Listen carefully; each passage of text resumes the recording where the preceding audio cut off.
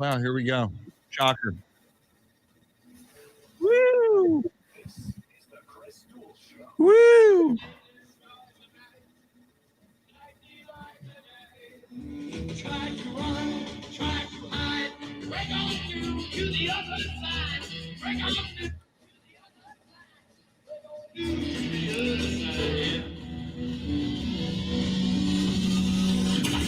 Now, Chris Duel. It is a beautiful throwback Thursday with a beautiful full moon hanging high above us in the heavens. It is the birthday of a coach on my Mount Rushmore of all-time head coaches. That coach, Gregory Charles Popovich, who I affectionately call Chuck. Happy birthday, Chuck. It is the Chris Duel Show along with Shannon, Salty, Sweeney. Shannon, what is happening on this throwback Thursday morning? Good morning to you, sir, and happy birthday to Mr. Pop. I think just from what I know of him, I think you're maybe more excited about his birthday than he would be, right? Yeah, he probably does. He may not even know it's his birthday. He's you might have to tell him. Whatever. So that's a very good point. 72 years old, Greg Popovich turns today, and he is still going strong. So that's a beautiful thing. So that we'll talk about Coach Pop. We'll talk about the Spurs. And just in time for his birthday, the Spurs with a big win last night at the AT&T Center. They beat a really good Boston Celtics team that was pretty much at full strength, even though the Spurs were not at full strength. Derek White, who's a big part of what they do, has been out for the last several games, but he is expected to be back this weekend. Nonetheless, it goes down to the wire. Spurs beat the Celtics 110-106. So good on them, and a big birthday gift for Coach Pop. Shannon, all kinds of stuff to talk about this morning. The Houston Texans have a new head coach, and his name is not Eric Bieniemy. So that's something we can get into. In fact, I got to be honest with you. You know, I went and I Googled him so that I could have a better understanding of who he is. And the more I learned about who he is, the more impressed I am with him. But a longtime assistant in the NFL, 65-year-old quarterback, David Culley. So if you had David Culley on your bingo card for the new Houston Texans head coach, you are a winner. Did you see the David Culley hire coming, Shannon? They got the wrong Andy Reid assistant. Yeah. I mean, he did work with him for 10 years, so I wonder if that played any part like 14 of them hiring him, because he's never even been a coordinator. He was in college for a very short time, but since he's been in the NFL 27 years and he's never been a coordinator, and now he's going to be a head coach, and he'll be 66 in the middle of September. That's nothing to Pop. He's so Pop now says, right, but Pop has been doing it a while. He's now the oldest first-time head coach in NFL history. That's amazing. I didn't realize that. That's a big stat. The oldest first-time head coach in NFL history. Way to go, Houston. And we've yet to hear from Deshaun Watson. We don't know what role, if any, he played in this hiring. So who knows where that conversation goes. David Culley, I don't know. I mean, maybe they're kind of trying to do like the opposite thing where everybody's going out and getting the Robert Salehs and the Sean McVay type coaches, you know, the young guns that they hope will be around for a really long time, where the Texans just get the oldest guy you can, right? Last year they had the oldest interim head coach. Now let's have the oldest first-time head coach. That's right. Romeo Crennel in his 70s, I think 73-ish, was the interim head coach for Bill O'Brien. Now, a couple of interesting things about David Culley. Number one, he did coach Deshaun Watson in the Pro Bowl last year. And there's word, and David Culley, most recently assistant coach for the Baltimore Ravens. So as a quarterback, wide receivers coach, apparently the two of them got to know each other on the AFC side in the Pro Bowl. So there is a knowledge of each other between David Culley and between Deshaun Watson. So there is that, although certainly he doesn't water your eyes like perhaps a Eric Bieniemy might have. And then interestingly as well, David Culley was one of the early African-American quarterbacks at a Division I college football program way back in the day at Vanderbilt. And interestingly, at Vanderbilt, David Culley was recruited by Bill Parcells. So, I mean, you mentioned, Shannon, how old David Culley is at age 65, soon to be 66. I didn't even realize, I know Bill Parcells was a coach at the Air Force Academy. I didn't even know that Bill Parcells had a Vanderbilt connection, but he does. So looking at Deshaun Watson for a moment and how this might play into Deshaun Watson's thinking, and of course, Deshaun Watson not happy as quarterback of the Houston Texans of late. You do have the relationship. They've met each other and kind of worked together at least for a week at the Pro Bowl.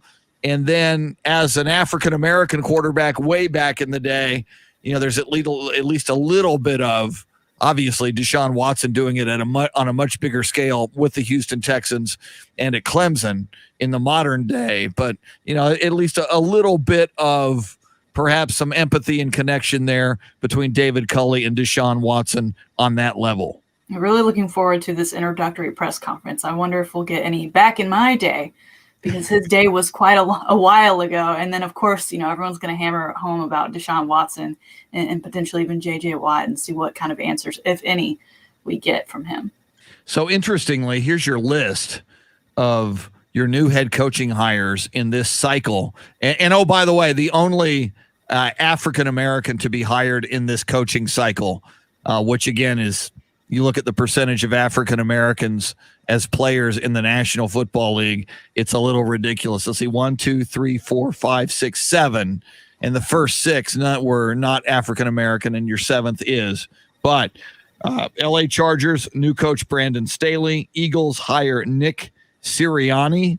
Falcons hire Arthur Smith. Jaguars hire Urban Meyer. Jets hire Robert Saleh. The Lions hired Dan Campbell, who wants to bite your kneecap.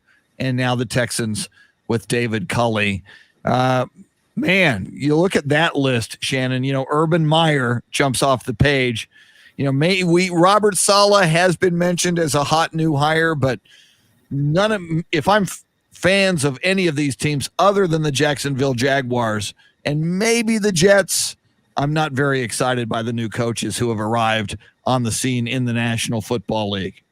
Yeah, it kind of feels almost like when Texas announced Sark as the next head coach. People are excited now because he's brought in a great staff around him. He's already starting to get recruits that are committing to the university. But at first, it felt very much like a lateral move. Yeah, very, very true. Now, all kinds of things happened yesterday, and we've got all kinds of things to talk about this morning. Another guy who indicates he would like to get in coaching. In fact, there's word that there's a specific team he's interested in if it hires the right coach. And we don't know what that is. That's a little cryptic. Anyway, Dallas Cowboys legend, and most people say lock for the Pro Football Hall of Fame, Jason Witten, yesterday at the age of 38, announces his retirement after 16 seasons with the Cowboys. He already retired from the Cowboys once, as we well know. Went to the broadcast booth, came out of the broadcast booth. It didn't go so well there for him. Played last season with the Las Vegas Raiders. And Shannon, we hear that Jason Witten will sign one of those ceremonial one-day contracts with the Dallas Cowboys in March and retire a Dallas Cowboy. So there you have it. Jason Witten is calling it a career. He gets to do it twice. How lucky is he? Right. He'll surely be in the Ring of Honor now if he's retired twice as a Dallas Cowboy. Yeah. And then rumors that he may be, working there in some capacity. We talked about why he probably wouldn't be the greatest head coach after his stint with Monday Night Football. So I'd love to see him in the front office, personally. Yeah. Well, and it's interesting, the first time he retired, there was word that the University of Tennessee wanted him as their head coach. And not a coordinator, just come on over, be a head coach. Yeah, Tennessee just hired another head coach, so I guess that's off the table. But, yeah, Jason Witten, I think we can eliminate broadcasting from his future. So he got that out of his system, and we now know that's not his vein of gold. So maybe it is coaching. And, if Jason Witten can be a good coach, he's a guy who, if he can rise up the ranks relatively quickly, Shannon, and if this Mike McCarthy thing doesn't work out, Jason Witten, if he turned out to be a really, really good coach, wouldn't be a bad face of the Dallas Cowboys as a coach for many seasons somewhere down the line if that all works out. Yeah, people love him, and Cowboys fans, as we know, we love to give our greats everything we have, and especially when we're still holding on to the 90s. Let's be honest. So any guy like that we can hold on to, we'd love to keep him around the franchise. All right, let's do a little contest. We do this around 6:20 and around 7:20 every morning, a chance for you to win some cash. In fact, it's done 12 times throughout the day between 6:20 in the morning and 8:20 at night. So you keep listening. You get a lot of chances to jump in here. And my philosophy, somebody's going to win it. It may as well be you. Here it is, the Grand in Your Hand cash contest. Give you money. Your chance to win $1,000 is right now. Sam, Tracy, Nationwide Ofa. bills to 200-200. You'll get a confirmation text and info. Standard data and message rates apply in this nationwide contest. Once again, that's bills to 200.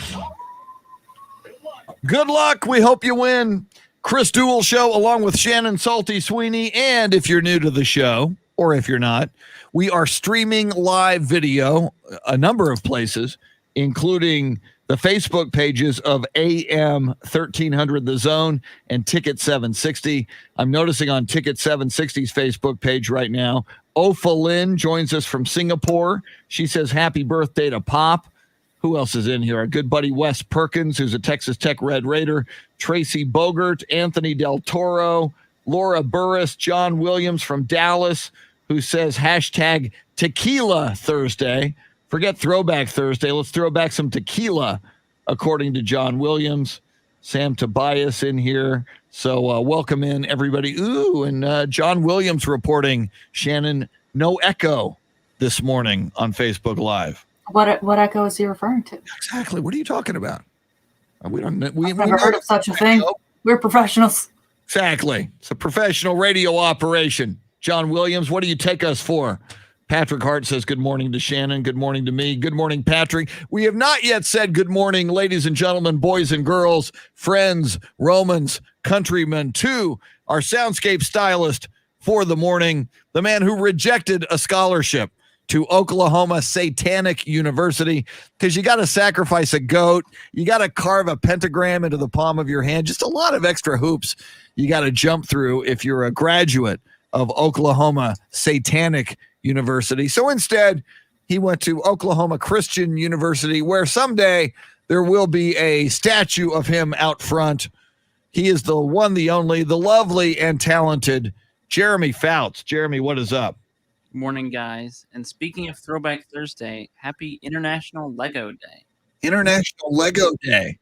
See, I can one-up you on that. Not one-up you, but I can take your International Lego Day. I did see today is also International Blueberry Pancake Day. Did you see that? Yes, sir. You are correct about that. Good eye. But you didn't go for that. You said, I'm going Legos, man. Yeah. What if you put Legos in your pancake batter and it was International Blueberry Lego Pancake Day? You can feel free to try that, Chris. I think that's a little too crunchy. Yeah, the Legos might melt as you grill up those pancakes. When you think of how painful it is to like step on a Lego, imagine stepping on a Lego from your insides. Ugh. Yeah. I think most human beings in Western culture, Shannon, have accidentally stepped on a Lego. I mean, that's one of those experiences in life, Mm-hmm. Like a root canal that pretty much we've all gone through. And it's like, oh my, I don't need to do that again. But it's a rite of, I mean, you just say that. It's almost like scratching on a blackboard. You say step on a Lego and we all kind of remember that and cringe. Yeah, it's a very popular, we talk a lot about TikTok. It's very popular recently for people to just throw out Legos on the floor and prank their friends and have them.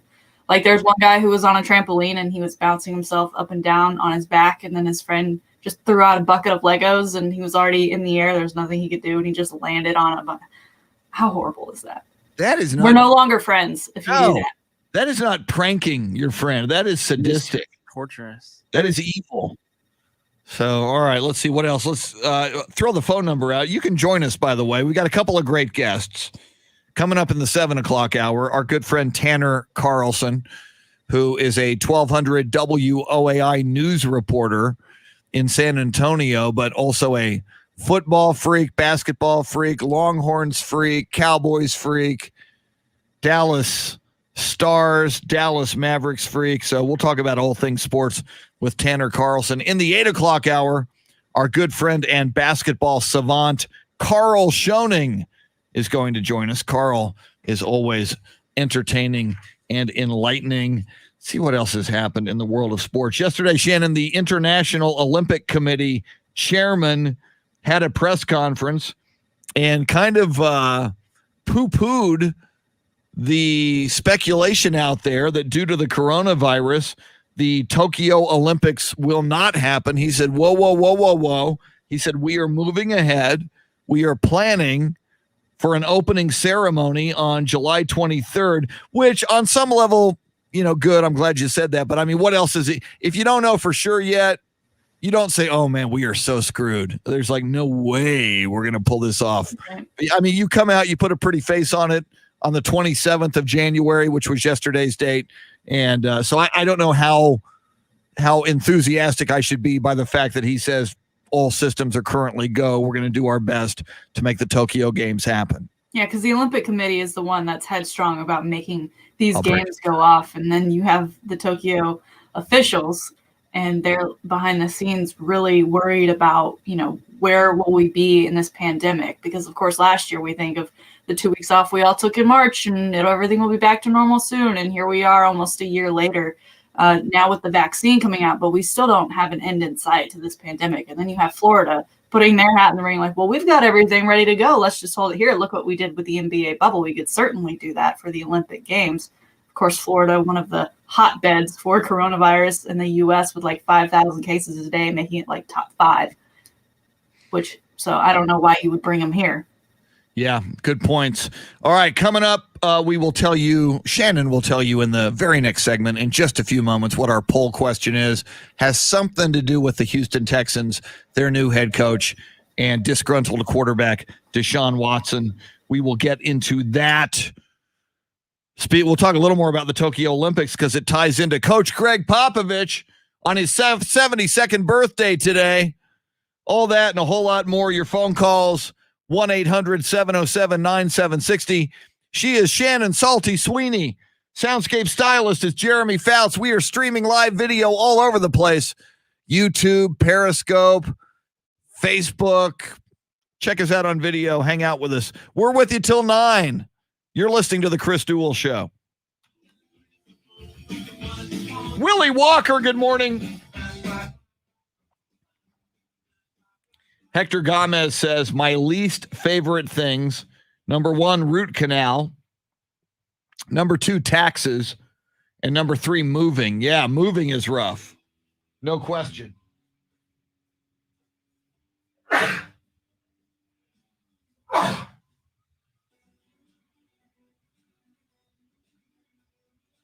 All right. I had to sneeze. John Williams, what happened to Walter Pasacreta? John, I don't think anything's happened to Walter Pasacreta that I'm aware of.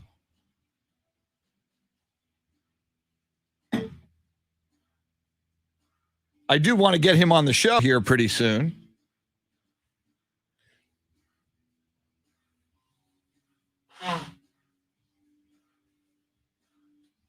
Moving off screen to blow my nose. You don't need to see that. All right.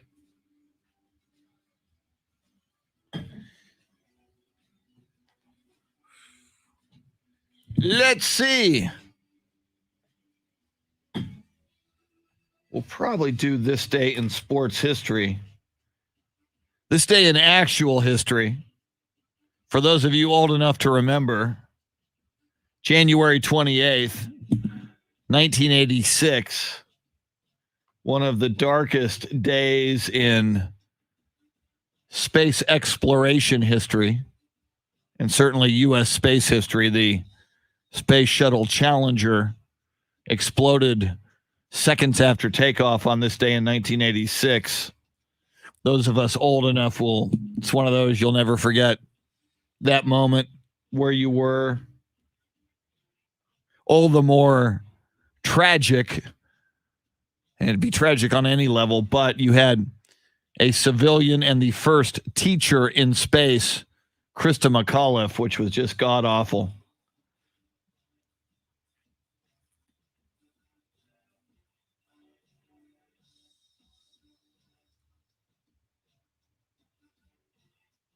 On this day in 1969, O.J. Simpson was the first pick by the Buffalo Bills.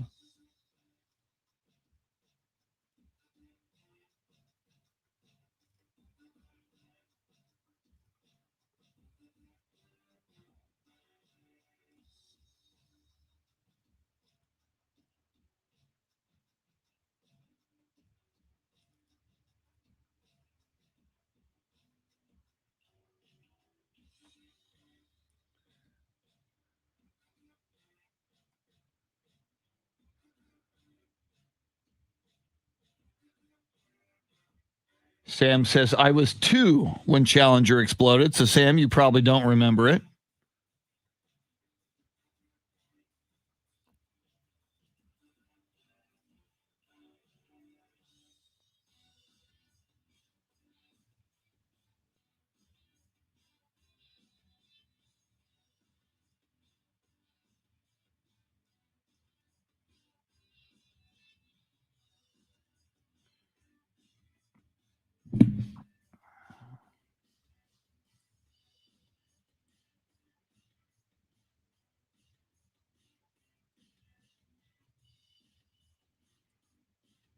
I see Ticket 760 and AM 1300 The Zone tweeting out the YouTube location of this morning's show. Welcome anybody watching on YouTube, Periscope, Facebook, wherever you may be.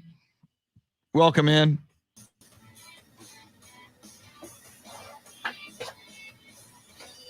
Tracy Bogert was 21. John Williams was 30. I was 25.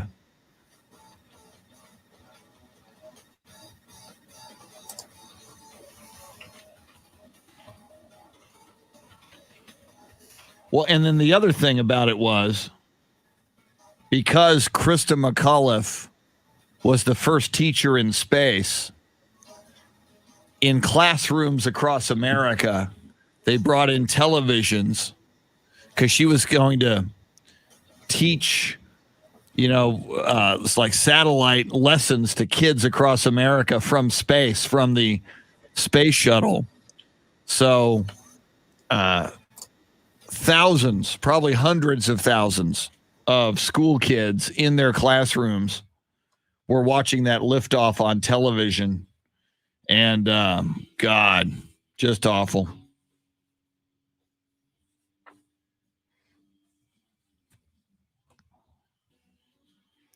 Wes was 9. Wes, you might have been watching at age 9. I was 8 when Apollo 11 landed on the moon, and I was all locked in on that, watching that as an 8-year-old.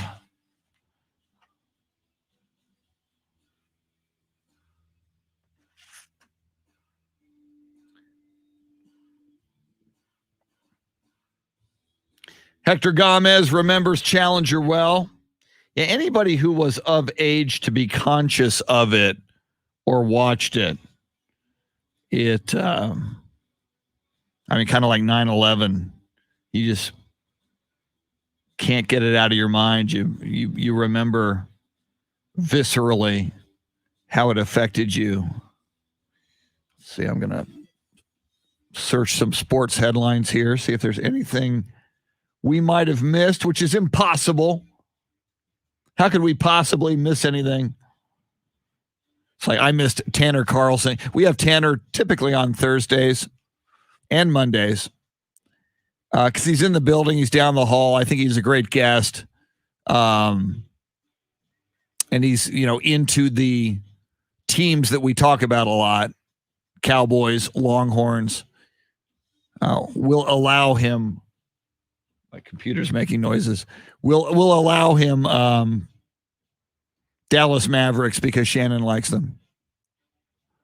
Let's see. Okay, now that's not what I'm looking for. Here we go.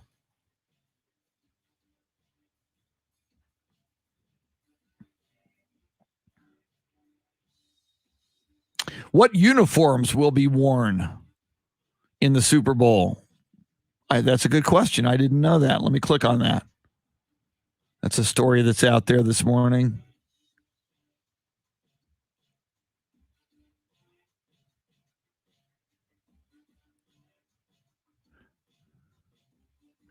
Tampa Bay will wear white jerseys and pewter pants,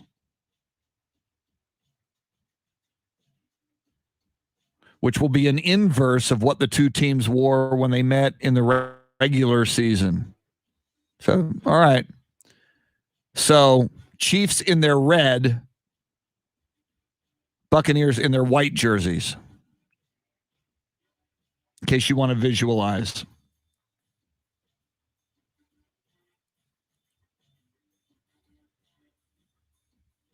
Yeah, Jason, this story just broke last night. So I'll see if we can get Mark Vandermeer tomorrow, and he'll be able to react. And Mark Vandermeer, for those of you who don't know, is the voice of the Houston Texans. So he'll be able to react tomorrow to David Culley, the new head coach.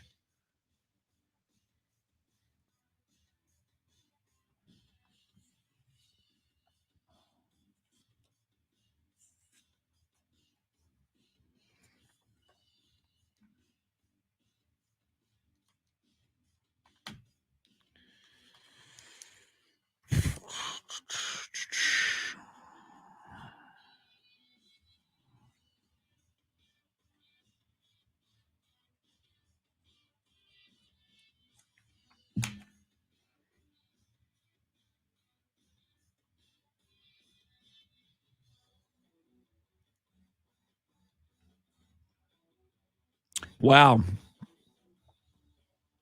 John Williams says COVID-19 took the lives of two children, an 8-year-old and a 10-year-old, in Fort Worth this week at Cook's Children's Hospital in Fort Worth. That is awful.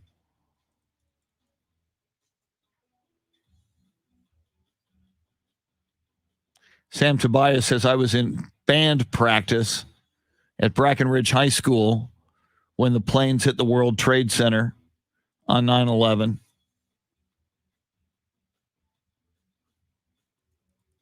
Wow, Wes says, in a house where both parents were teachers, it was particularly horrific. The Space Shuttle Challenger explosion.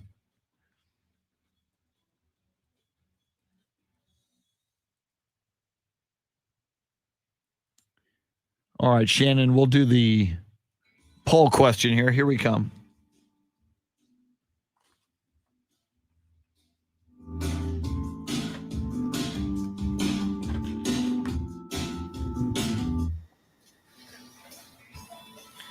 Chris Duel Show, along with Shannon Salty Sweeney. Music provided by soundscape stylist Jeremy Fouts. Welcome in. Lots of ways for you to access the show, participate in the show, should you please, should you choose. We are on Facebook Live, streaming live video on Ticket 760 and AM 1300, the Zone's Facebook pages. Also on YouTube. There's links pushed out on the Ticket 760 and AM 1300, the Zone Twitter accounts for that. And there's ways for you to participate, not only with us, with your comments, with your dialogue, but also with other people who are listening and watching. So it's kind of fun. And you can join us the old-fashioned way, is pick up the phone and call us if you would like. Phone number 800-707-9760. 800-707-9760. Tweet us if you feel so moved. Shannon is on Twitter at Shannon B. Sweeney. Jeremy Fouts is on Twitter at SATX Foxy Grandpa. And I am on Twitter at Chris Duel. And on Twitter, you can vote in our poll question. And our poll question has something to do with the Houston Texans, Shannon. Yes, sir. Pretty simple today. Now we know who the head coach is, Mr. David Cooley for the Texans. The question revolves around Mr. Deshaun Watson and where you think he'll end up. We've got the Jets, the Texans, or somewhere else. Currently somewhere else leading the way with 67%. Following that, Houston Texans at 19% and the Jets at 12%. Yeah, the Jets, of course, we had heard within the last week that Deshaun Watson indicating the Jets might be one of his choices on where to go. And you got to wonder as well now, Shannon, I mean, the Texans have Deshaun Watson under contract. Now, obviously, you don't want the leader of your team in the face of your franchise, if he's hating life and doesn't want to be there, to be there. You know, you could, if you're the Texans, say, well, you're here. So, and in the NFL, if you hold out, you know, a team can really lay it on you and, you know, fine you thousands of dollars per day. You know, whether or not they would hold you to that if you ever decided to show up is another issue. But this is going to be very, very interesting. You know, obviously we've seen this in the NBA. Certainly Kawhi Leonard forced a trade out of San Antonio. NFL quarterbacks, not so much, although coming into the league, we saw Eli Manning say, I'm not going to go to the San Diego Chargers. So he wound up a New York Giant. You saw John Elway say, I won't be a Baltimore Colt. So he wound up a Denver Bronco. So it might be new territory and might be even a new trend if Deshaun Watson is successful in getting out, if he continues to want to get out of Houston. Yeah, we've seen it a little bit with some running backs around the league, which I think is super interesting because running backs just aren't what they were before. We don't rely on them as much. They get hurt so often, they beat their body up, and yet they demand these super high contracts and get really upset when they aren't touching the ball. I saw a really weird headline this morning that said we should just send Zeke to Jacksonville because he is getting paid so much by the Dallas Cowboys. Jacksonville has plenty of money to take over that contract, and he would be reunited with his former college coach in Urban Meyer. So I don't know that I hate the idea if we're not going to get the Zeke of old back on the Dallas Cowboys. If he needs some rehabilitation, I'm sure Urban will be the guy to do it. But when it comes to Deshaun Watson, I still believe in what I said yesterday. Why would you go to the Jets? I don't get that to me is the same situation that you're already in, and even more unknowns because you've never been a part of that organization. I get that the organization of the Houston Texans did you dirty this year, right? They fire your PR coordinator, which all the players loved in the middle of the season, to say we're just going in a different direction. They keep Bill O'Brien around and fire him towards just a couple games into the season when they should have just gotten rid of him, last year, even years before that. And then, and he's also serving as your GM. So now you've got two holes in there. They're now filling those holes without consulting you. I know you feel very on the outside looking in on a franchise that you're supposedly the face of and the leader of. But I don't know why you would. I mean, why not stick it out this year, play really well, get some leverage, and just see what you have? Because you don't know really what you have at this point. So much has changed. You'd hope that they can at least put a bandage over this relationship right now and see if it can heal over time. And in addition to everything you just documented, Shannon, before Bill O'Brien went out the door, maybe most famously, he trades one of the best wide receivers in the NFL in DeAndre Hopkins to the Arizona Cardinals, and a good buddy, for a bag of Doritos, essentially. And it was when that happened that Deshaun Watson started, putting emojis immediately out and things on social media indicating he was not happy with that move. I think maybe that was the beginning of this going really, really bad. Then they have the awful 4-12 season last year. And it's interesting, as you mentioned, Shannon, Deshaun Watson indicating he'd like to go to the New York Jets. So I was thinking, what is he like from the East Coast? And I just didn't know. And he went to Clemson. No, he's from Georgia. He went to high school in Gainesville, Georgia, at Gainesville High School, then played his college football, obviously, at Clemson. So, I mean, all the more reason, that New York, the media is rough. The town it's New York. It's kind of crazy. And as you mentioned, and as we know, ever since pretty much Joe Namath, and that's a million years ago, the New York Jets have been a dysfunctional franchise. And we've kind of seen that movie with Sam Darnold, who, and I will grant you that Deshaun Watson, a better NFL quarterback than Sam Darnold, but coming out of college, USC, Sam Darnold, all the analysts, or the vast majority of analysts, said Sam Darnold has all the tools to become a really, really good NFL quarterback. And it's been nothing but a disaster and a debacle for Sam Darnold with the Jets. So, yeah, like you, Shannon, I don't get the appeal of the New York Jets at all. And it's also a place where you've seen players pretty recently asking to be traded from that situation. Yeah. So, again, I don't see the difference other than an uglier uniform and higher income tax. Totally agree with that. Speaking of just god-awful NFL stories, and I'm pulling it up right now because I don't have his name in front of me. That offensive lineman for the Chad Wheeler, thank you.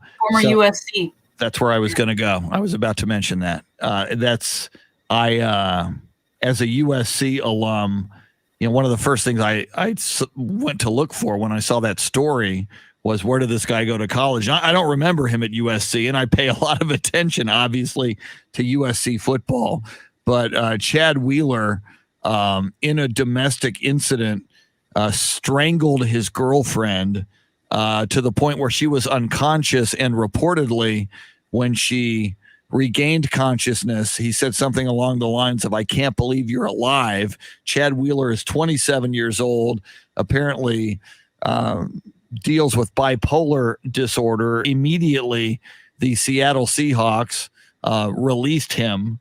So just an awful situation. We see this a lot in football, but you see this, in sports, and, football, like any profession, whether you're in the insurance industry or, if you have a vast swath of human beings, there are going to be people who are criminal. There are going to be people who are bad people. There are going to be people who have mental disorders. So it's hard to get away from that. But you look at the NFL versus the NBA versus Major League Baseball, and there's been hockey as well. There have been bad stories, but it almost seems to me, Shannon, that things like this seem to happen a little more often in the National Football League than they do in other sports. Yeah, and I know people like to say, well, it's because football is an aggressive sport and you just have to have that kind of mentality. But that mentality should only be when you're, between the lines on the field. And you mentioned not really recognizing him from USC. That's because his biggest story from USC was in 2015. He missed the Holiday Bowl for a violent incident just prior to that game where the police were involved. He had his, I think at the time, 7-month-old son in the house. He was punching the walls. He ran outside, saw the police, ran back in. They were afraid that he had gone back in to get a weapon. So they detained him and they put him on a psychiatric hold. And now we have this incident where he was so cold-blooded that he choked this woman, thought she was dead, went back to eating dinner for her to wake up and say, "Oh, I'm surprised you're still here." And Wow. he was able to bail himself out for $400,000 the other day. Thank goodness Seattle didn't waste any time in releasing him. I hope he never sees the NFL again. I know people yesterday, Ray Rice was trending, as well as Kareem Hunt. We remember they pretty recently had some incidences that they had to deal with. Their incidences happened to be caught on tape. Both of those guys, charges ended up being dropped. They did serve some suspensions in the NFL, but ultimately no charges. So they were able to go back and resume their playing career. Mr. Chad Wheeler, basically an attempted murder is what I would call this. I mean, to choke someone out and then expect them to be dead. He should never play in the NFL again. If anything, he should probably go to jail. I'm sure we'll see this story to continue to unfold. That his girlfriend's so beautiful, and then to see the picture of what she looked like when she got to the hospital, it looks like a completely different person. It's unbelievably sad. And, you bring up Kareem Hunt, who had domestic violence issues as well, and was with the Kansas City Chiefs and is now with the Cleveland Browns. I've always felt, and obviously, it's more complex than black and white. Right. Obviously, domestic violence is god awful, and there are certainly probably, mental issues involved where people need help mentally, but I really believe the National Football League and any professional sports league should have zero tolerance. And even though you cannot make the argument, this person has mental issues to deal with. Well, you know what? If you want to play in the NFL and that's part of what's happening in your life, then you need to fix that. Mm-hmm. You need to seek psychiatric help. You need to seek therapy. You need to do whatever.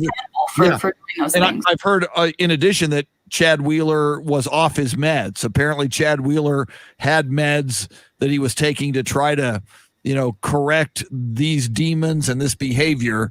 And obviously, I don't speak from experience for this, and we should obviously try to have empathy. My most of my empathy goes to the victim in this case, or the victims plural in multiple cases like this. But I just think that if the NFL in particular and professional sports in general had a zero tolerance policy, and sometimes they say they do, but Kareem Hunt is still playing.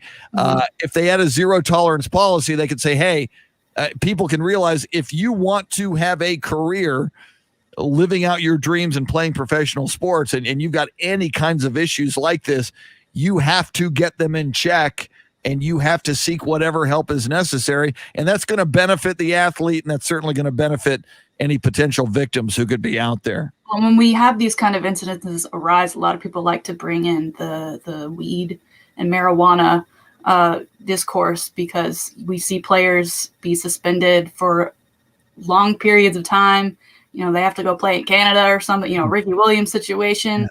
And that is so much less harmful than something like this, where they are doing physical harm to another human being. And in this case, Chad Wheeler, for those that don't know, he did this because he had asked his girlfriend to bow down to him, and she refused. He wanted her to get up and bow down to him. She said, no, that's ridiculous. And then he proceeded to grab her by the throat. My God, just a horrific story. And you make a huge point, Shannon, and especially now with marijuana that is legal in something like 20 states or more, that is a deal breaker and can cause, loss of games, loss of a job, loss of a season. And how many of us know people who smoke a lot of weed? What does it do? Chills you out, relaxes you. You may lose a little motivation, which I guess is something you want to be careful about, especially if you're a professional athlete or in any job where you need high performance. But yeah, compared to domestic violence, it's night and day. There's no comparison. And I just think all leagues across the board need to rethink punishment and be a lot more equitable. Anyway, that's an ugly, god-awful story. We don't like talking about it, but we should, because it's front and center in the National Football League and yesterday in the world of sports. Coming up in the 7 o'clock hour, we will touch upon all of the big stories. Some good news coming out of the NFL. The NFL's first full-time black female coach has been hired. So it's not all bad news this morning. We'll get into that. If you're just tuning in, it is Coach Greg Popovich's birthday. Coming up in the 7 o'clock hour, 7:35, Tanner Carlson. 8:06, basketball savant Carl Schoening. She is Shannon Salty Sweeney. He is Jeremy Fouts. I'm Chris. You're listening to the Chris Duel Show.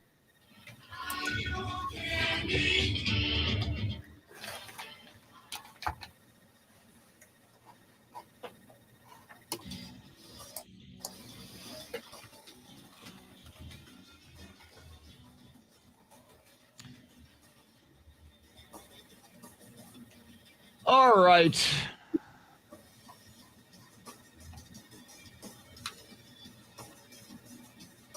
I I'm going to go on a coffee run. I'll be back in about 90 seconds. So we'll see you in a few. I will wear my mask. So I believe in science and math and medicine. Be right back.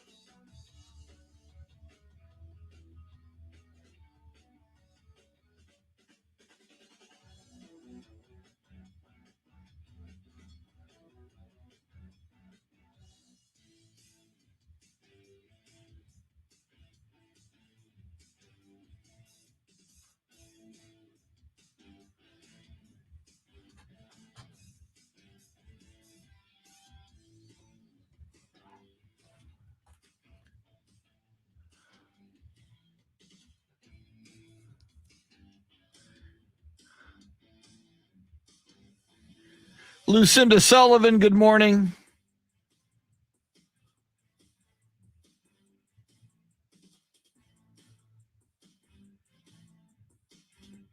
Bernard Trefan, welcome.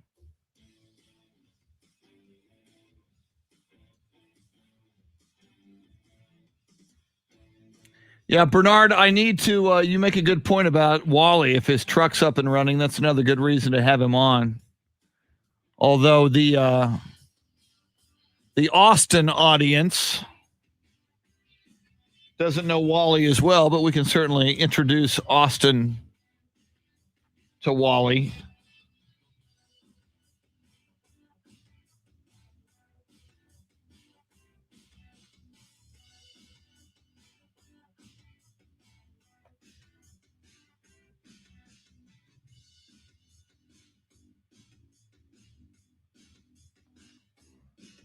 I might do in this segment this day in sports history and sports birthdays. You've got the beds ready on those?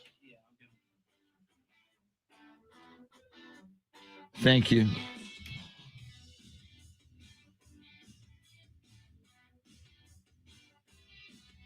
Actually,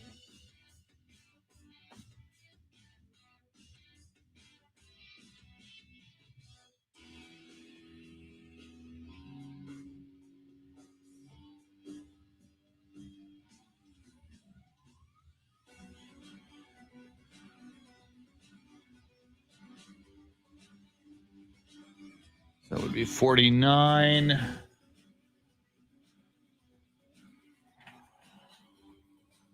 Clint Proctor, welcome in.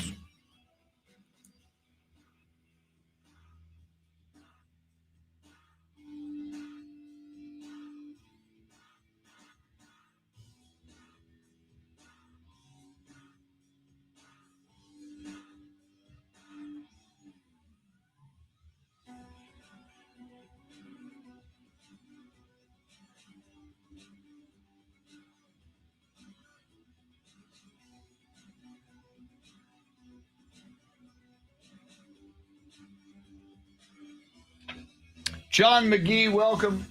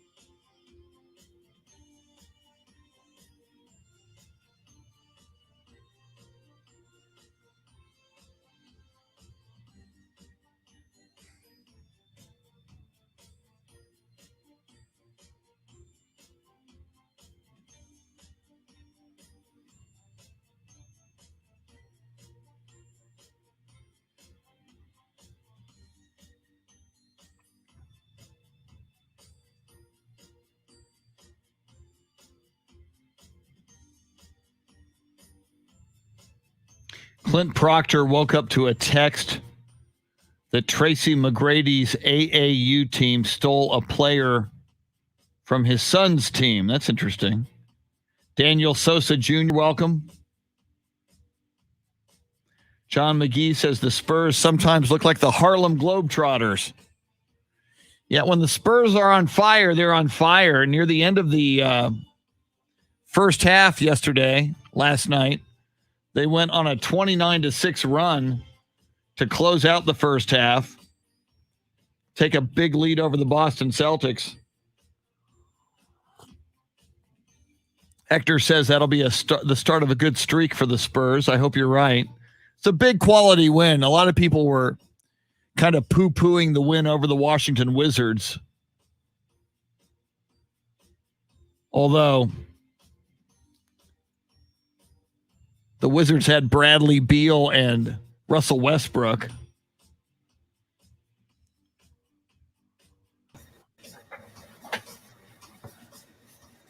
So, Clint, I'm guessing Paul Zars is the son of Keith Zars of Zars Pools.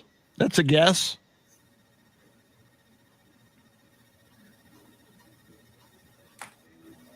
Clint, tell your friend Paul they should advertise on the show. Shannon and I could do Zars Pool spots, do a live remote from a pool when the weather gets good.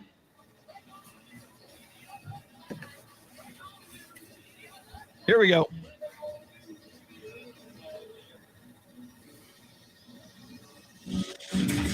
Now, Chris Duel. It is a throwback Thursday.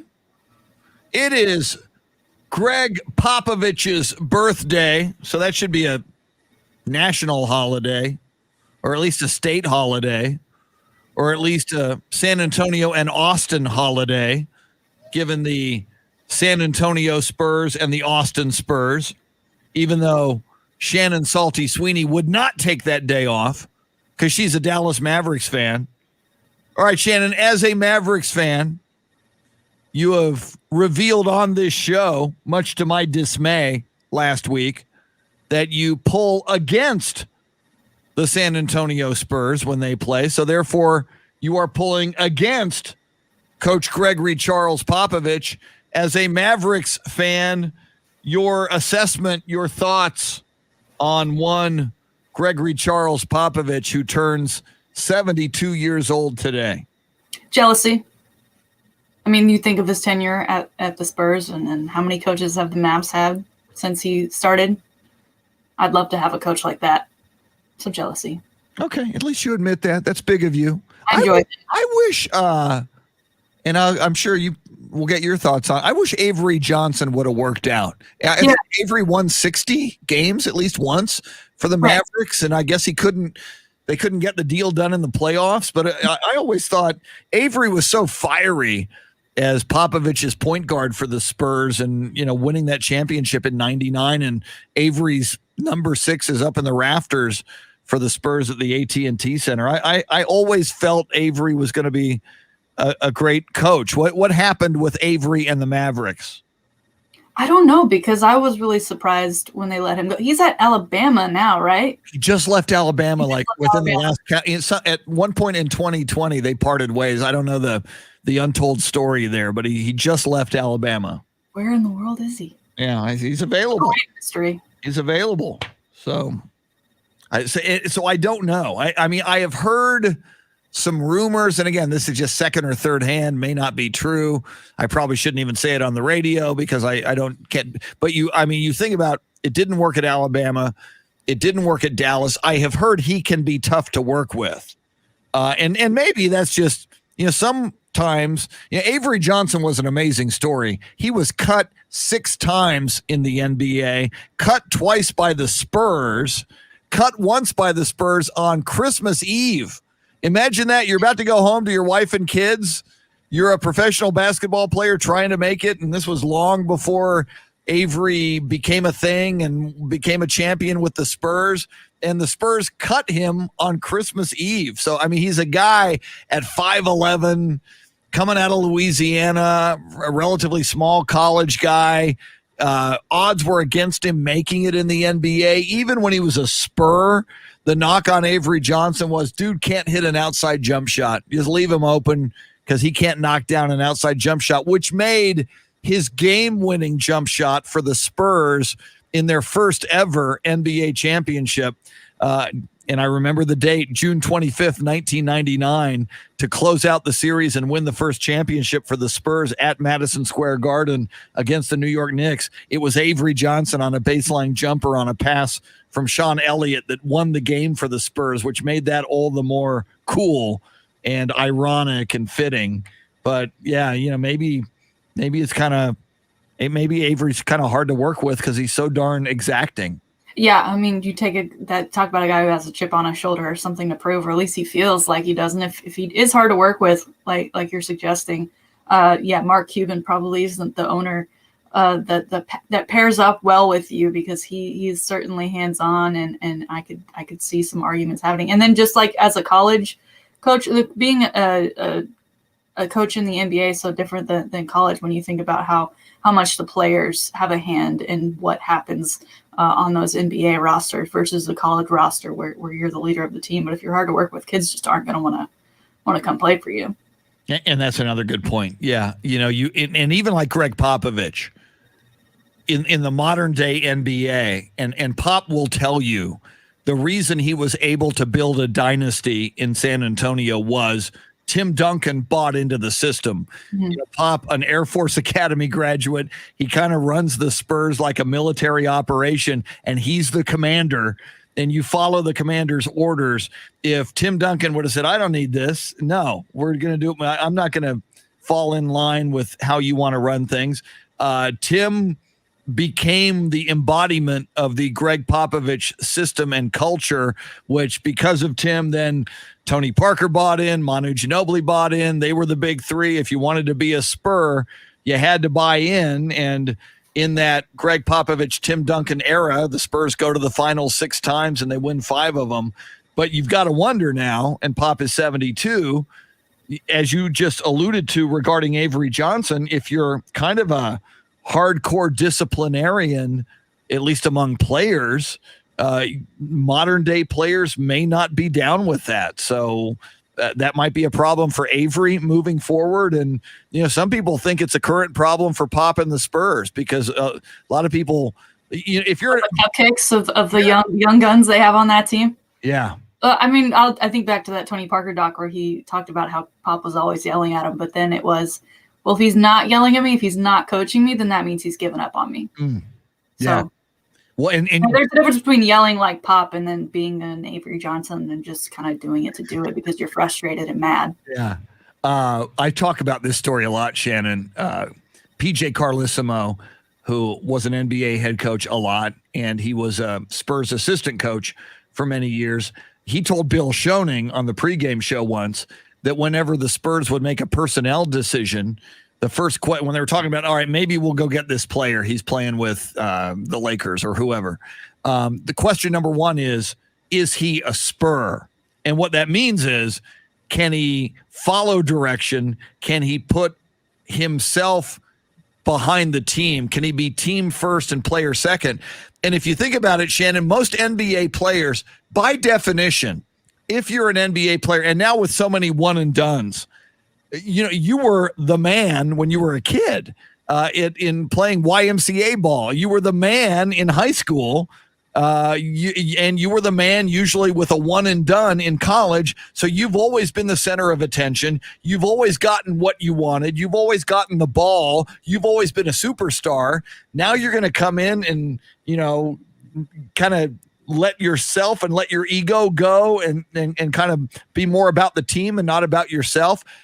And you're 19 or 20 or 23. I mean, it's kind of a rare trait to be able to adjust to a system like that in the NBA when you've played a certain way for all those years. Yeah, it reminds me of the Lonzo Ball, and then all the brothers of the Ball family. I mean, in that case, it was the dad who was building them up. Like, you are the guy. You are going to be the best player in the NBA, number one on your team. And now we see Lonzo, who, of course, was drafted to the Lakers, now with the Pelicans. Now there's rumors he's on the trading block. His brother gets taken to Charlotte, where, of course, we have Michael Jordan playing a heavy hand over there, who's like the guy who, number one, greatest of all time. And he isn't going to take crap from Mr. Ball himself. And that was kind of question mark going into the season for them, but certainly kids get taken down a peg for those one and done years. I mean, just think of all the one and dones out of Texas, like Tristan Thompson. Like, come on. Yeah. You're Mr. I want my jersey retired at the Cavs for what? Yeah. For what? Over LeBron? LeBron hasn't even mentioned that, and you think you're gonna get your jersey retired? Absolutely crazy. Yeah. And when you think of those Cavs teams, you think of after LeBron, you think of Kevin Love and Kyrie Irving before you get to Tristan Thompson. Right. So crazy. I think Tristan Thompson, I think the Kardashians and the mess that is. Yeah, that's and pretty much and Tristan Thompson, I think, is lucky to still be in the league in that when you date a Kardashian, that tends to trash your career in a big way. Yeah. You're going down hard usually. Proven track record. When you date a Kardashian.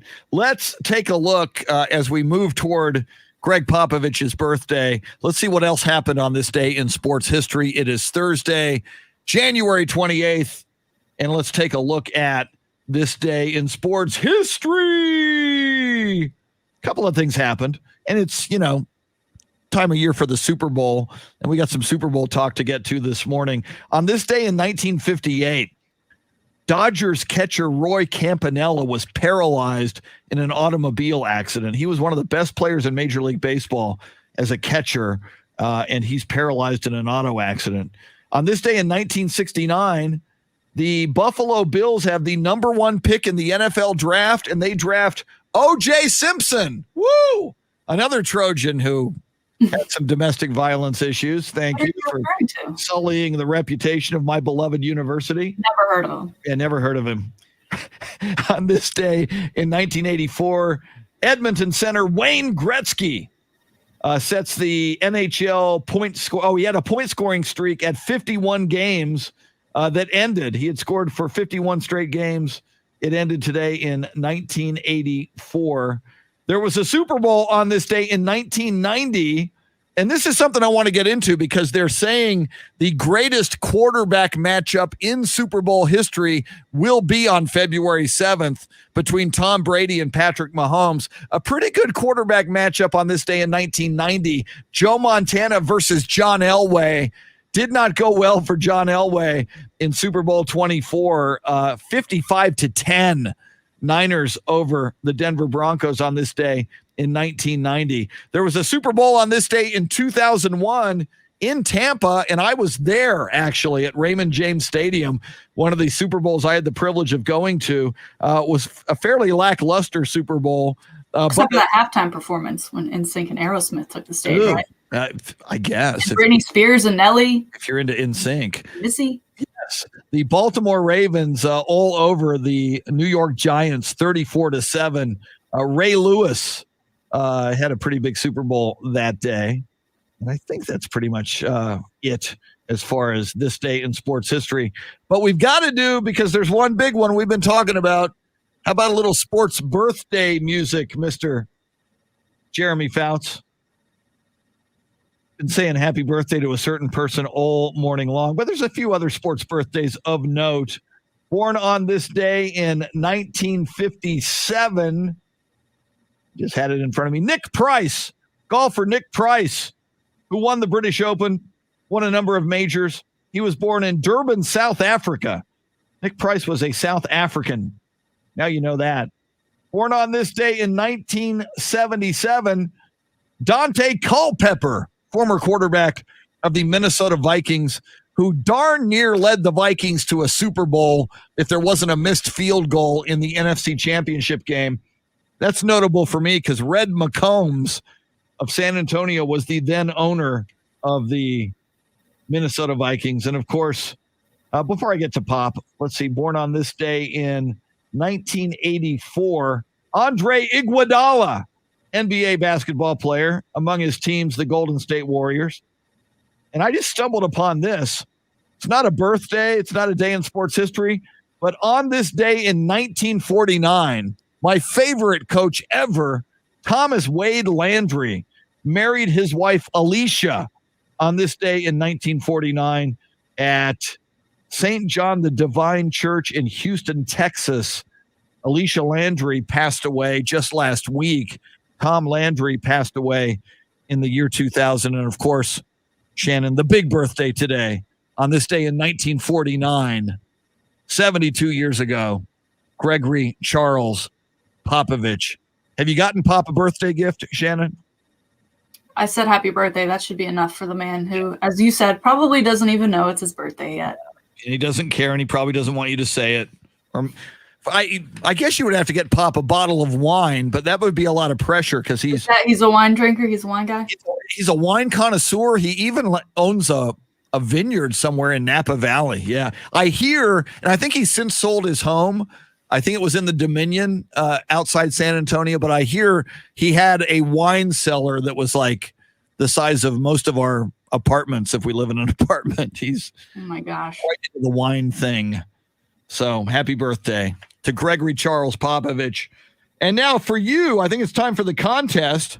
If you win the Grand in Your Hand cash contest, you could really buy Pop a nice bottle of wine. We do this at 6:20 and 7:20-ish. Somebody's going to win it. It may as well be you. It is the Grand in Your Hand cash contest. Give you money.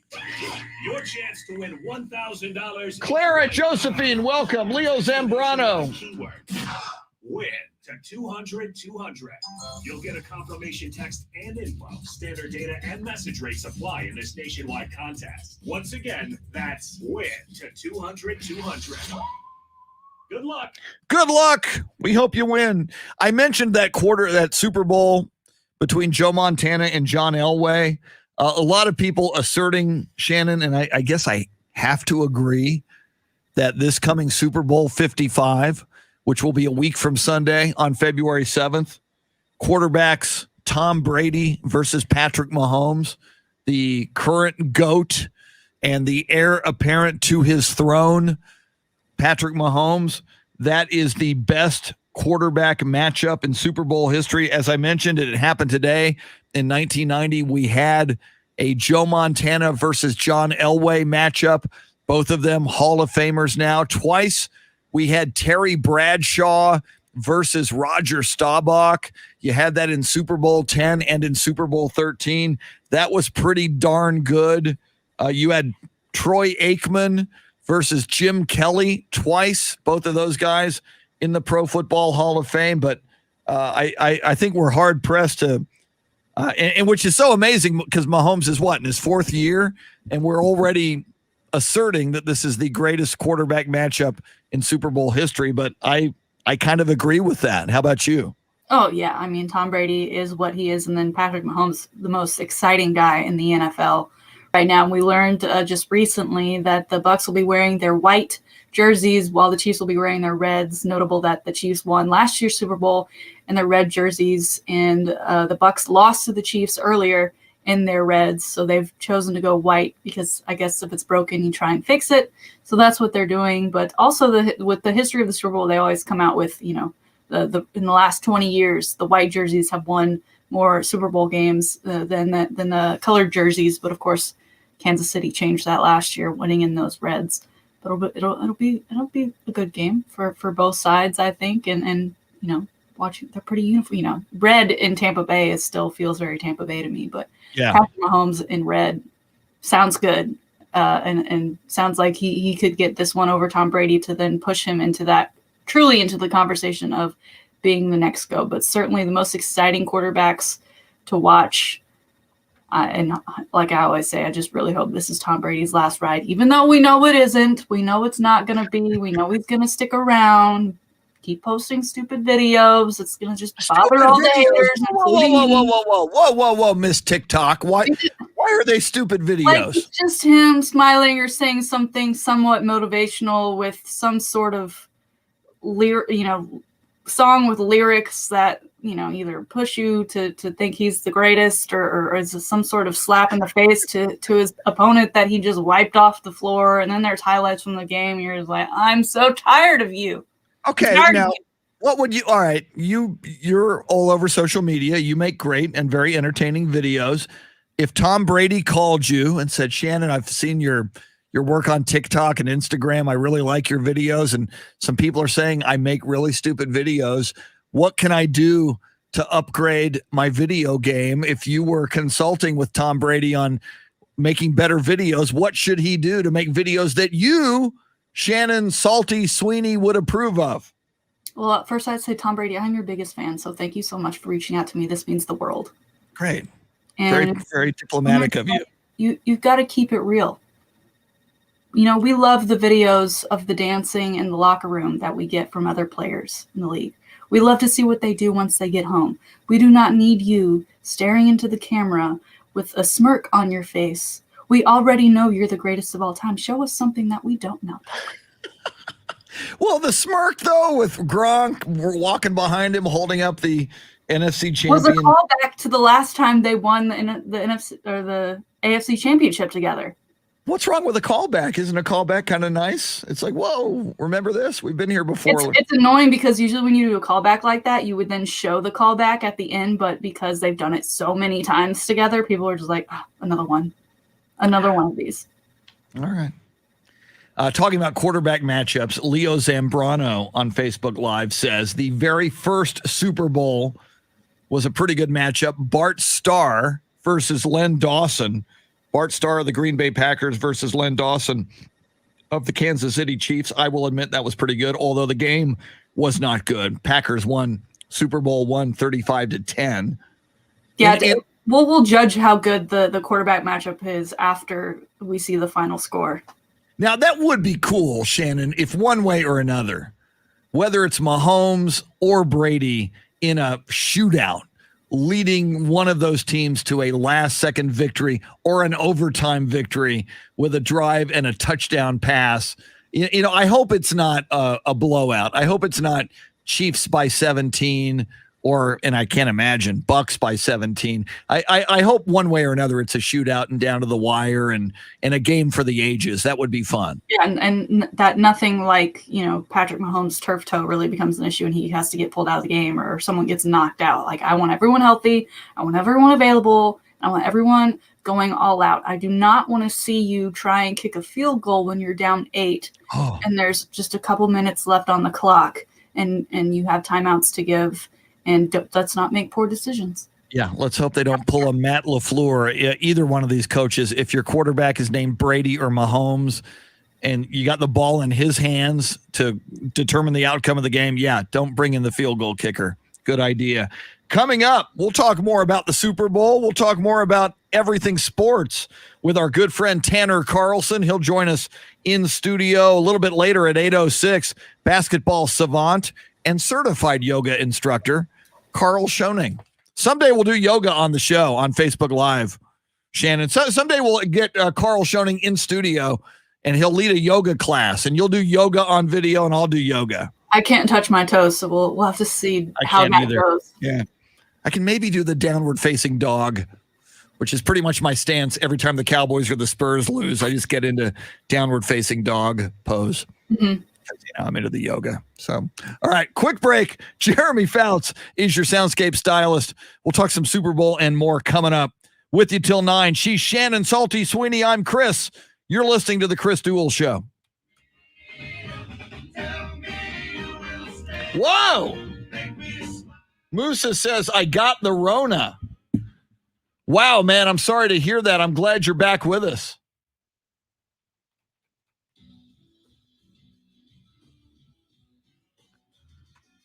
That is frightening, frightening, frightening. AC Gonzalez, good morning.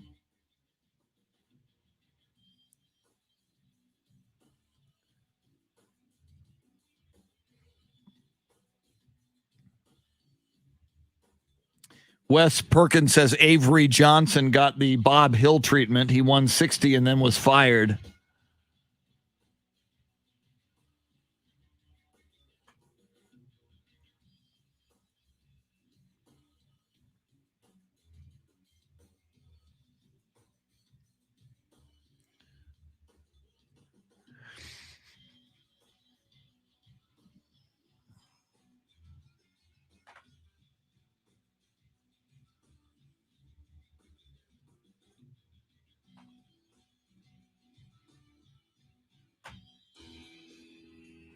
John Paul Albert, good morning. John says Shannon is salty toward Brady. Yeah.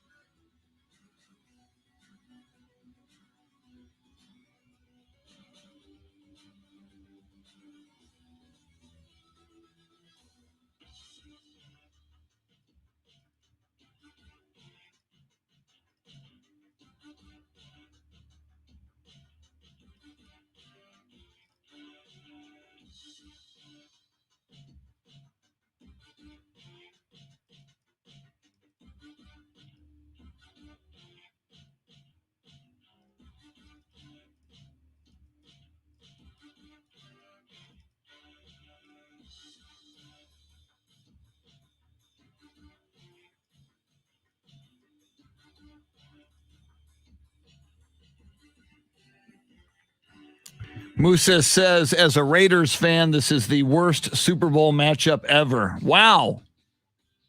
What is happening? Hey, You bring your phone? You want to jump in? I do have my phone. Okay, let me send you the link. If I can find it, I'm sure I can find it. Let's see. Copy. Who's headphones? Copy link address. Now, where's my email? Oh, I can see as a Raiders fan why this would be the worst. Buccaneers Yeah. Oh, that's right. Yeah. and Brady. With Yeah. the Tuck rule. So you add that on top of it. True. And then the Chiefs are in their division. So yeah, I can see that.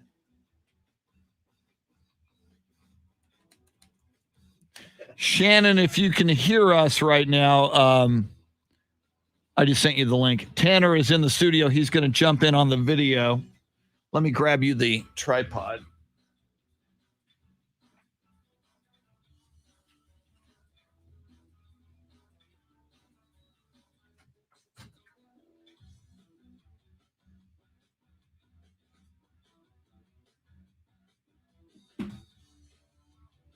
Again, I apologize for totally spacing that. Oh, no worries. You're here on Thursdays.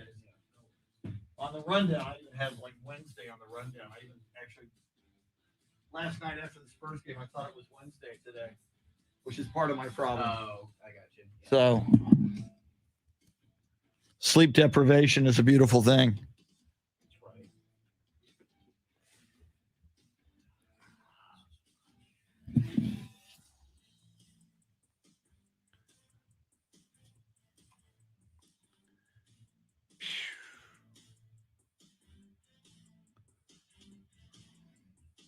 Anything on your mind? Super Bowl? Anything? Coaching? Deshaun? Yeah. Texans coach? Yeah. Texans coach with Okay. retiring Okay. again. Yeah. Would you like him to be the Cowboys receivers coach? At least tight ends coach. Yeah. Yeah. Why wouldn't you? I saw that. Oh, there you are. You're on screen. Very nice. Monkey Man. Very nice. That was my childhood nickname, Tan Man the Monkey Man.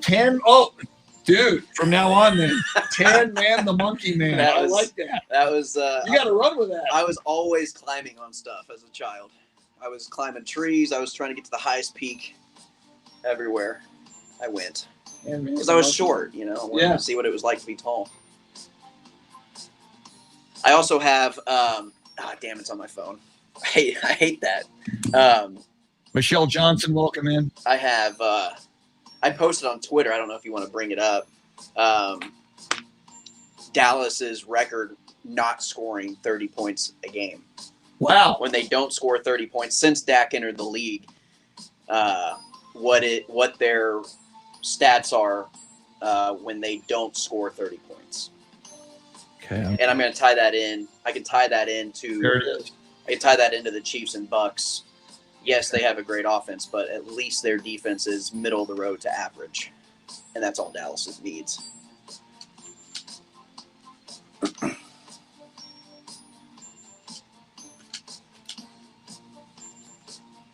Does that make sense? Yeah. Okay. I'm retweeting your tweet now.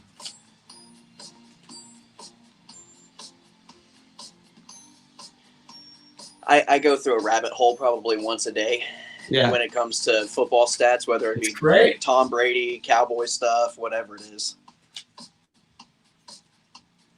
Now, who are you pulling for? Mahomes or Brady? Oh, I'm pulling for the Chiefs. Although there is nothing more annoying Why do you guys hate Brady? than his brother and fiance. Oh my God, that's enough to. I saw Mike Taylor say that does it for you. He goes, I mean- I'm now pulling for Brady. I mean, after saying seriously, that. Yeah. how annoying Yeah. can two people be? That's a good point. It gives me a freaking headache, dude.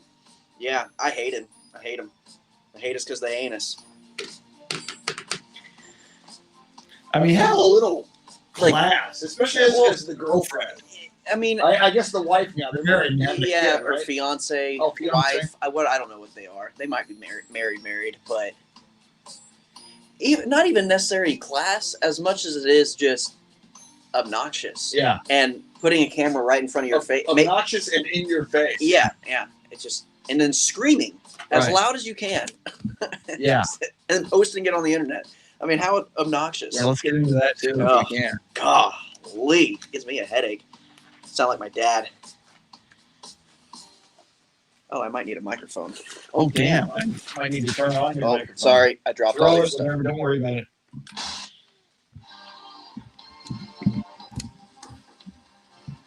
Nice.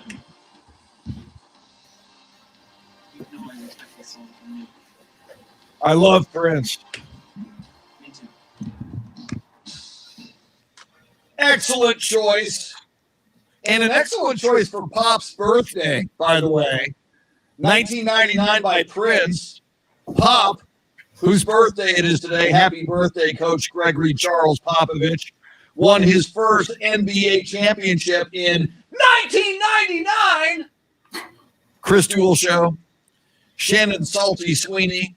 The man who's playing 1999 is Jeremy Fouts. And in studio, you know, I call, and he's going to join us at 8 o'clock, Carl Schoening. I call him a basketball savant. Tanner Carlson might be a football / Dallas Cowboys savant. Because you're always posting like interesting statistics about the Cowboys that I might not otherwise have considered. I just go down a rabbit hole. I look up one thing, and then all of a sudden that triggers something else, and then that triggers another thing, and then I try to tie it all together as much as I possibly can. But it was just like today, and I know you've pulled up the stats, but today I went down a rabbit hole of the Dallas Cowboys, how well they do when they do and don't score 30 points in a football game since Dak Prescott's been the quarterback of the team. And 30 points, that means you're going to need at least 7 per quarter, would give you 28. So you're going to have to score at least in one of those quarters more than 7. Right. So, I mean, is 30 reasonable for an NFL team in the modern day? Here's the thing is the 4 teams that were the last 4 teams remaining in this year's NFL season, the AFC and NFC championship games, all averaged over 30 points, and they were all for the highest scoring teams in the NFL. So and they were all averaging over 30 points. So you have to have a dominant offense that can put up points like that consistently week in and week out.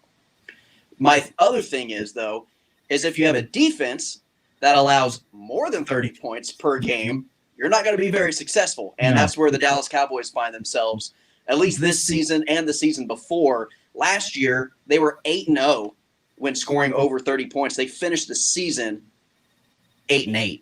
Yikes. This season, they were 6-2. They scored over 30 points 8 times this year. I don't know if people realize that. They scored over 30 points 8 times this season, and they finished with a record over 30 points at 6-2. They finished 6-10 this season. Wow. I mean, your defense has got to do something. You can't rely on your offense only scoring 30 points to win a football game. You have to win some games that are 24-21. You have to win some games when you score 28 points and the defense only allows 27. I mean, even if you're a bend and don't break, you need to be middle of the road to average if you're going to have any success in this league. And I know it's an offensive-driven league, but those numbers speak for themselves. And I've tweeted those out, but Tanner's on Twitter at TannerCarlson20.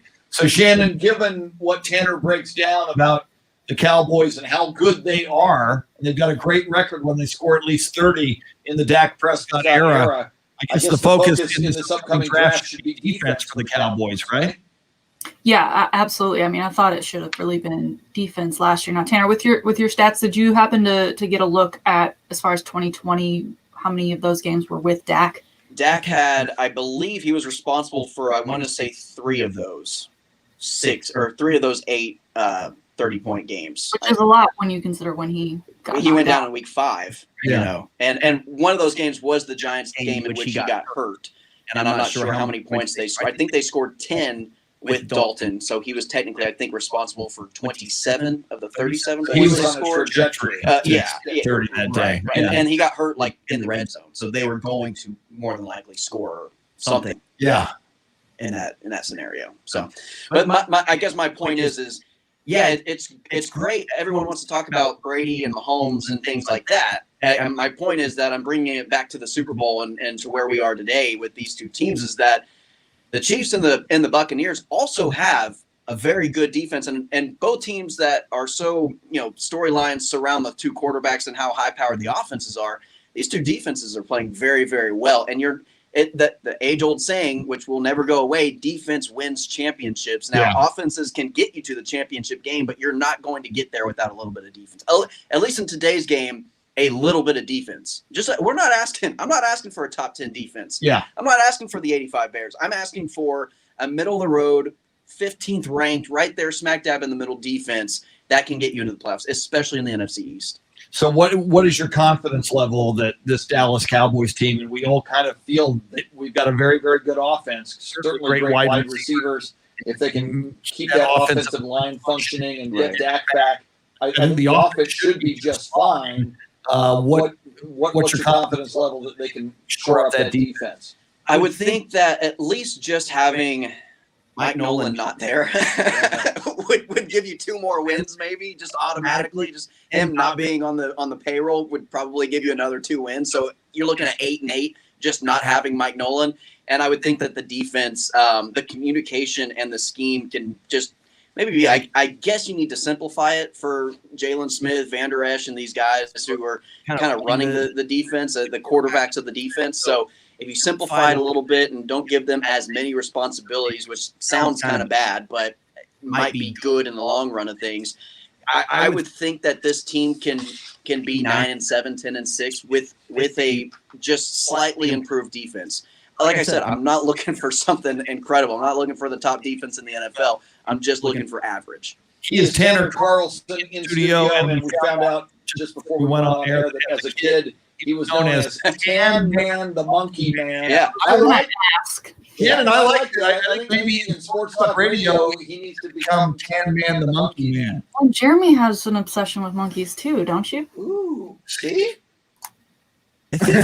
Now, in your other job, you're a serious hard news reporter for 1200 WRI. I think in sports radio, you should be Tan Man the Monkey Man. I'll be okay from now on. If you want to introduce me to every single show from here on out as Tan Man the Monkey Man, I'll take it. I like it. It's got a ring to it. I have a short man complex. I'm 5'7", so I've never seen above the clouds. I've never known what it is to be that high up. So as a child, I was climbing every tree. I was on top of every jungle gym. I was on top of everything that could possibly get me as high off the ground as possible, just because I wanted to know what it felt like to be a tall person. Very nice. Yeah, it might be a sad story, but it's where I am today. It worked out well for you. You're a fine adult, and you certainly know your sport. Speaking of the Cowboys, as we talked a little Cowboys there, a Cowboy in the news, certainly a Cowboy destined for the Hall of Fame, Jason Witten, former Cowboy, 16 seasons with the Cowboys, 1 season in the broadcast booth.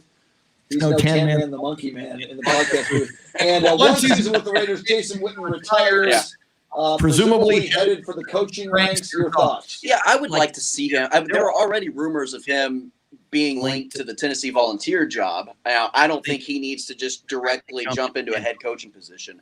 Especially at an alma mater where they're going to worship everything that you do. And then if you do one thing bad, they're going to just completely tear you down. So we saw that with Tom Herman. I think that if you go start off, just coaching tight ends, be a position coach and just kind of work your way up the rankings. Even if he needs to start off at the college level, one day I'd like to see him on the Cowboys sideline coaching tight ends or coaching receivers or whatever it is that he needs to do. Chido Awuzie, the cornerback for the Dallas Cowboys, quote tweeted a Witten retiring post on Twitter and said, when he spoke, we listened. So he demands respect walking into a room, and that's one of the main top qualities that you need in a coach. So I would like to see him on the sideline more so than in the booth or in a studio somewhere talking about it. Yeah, Shannon, he does seem to, maybe I'm delusional on Jason Witten, but he does seem to have that thing, that it factor that I can see Jason Witten, A, being a coach, and B, someday being a head coach in the NFL. He certainly demands attention. After his run in the broadcast booth, I don't feel as great about him being a head coach just because he just lacks that ability to communicate and articulate kind of what he wants, especially at a faster pace, right, which you need as a coach on the sideline. So I personally would love to see him working in the front office of the Cowboys, especially. I think they need a player's perspective, right? Because right now it's just a bunch of rich guys who just are in it for making money. Win or lose, we still make a lot of money, so we're good with that. And what if he was starting like a starting role right out of retirement? Something.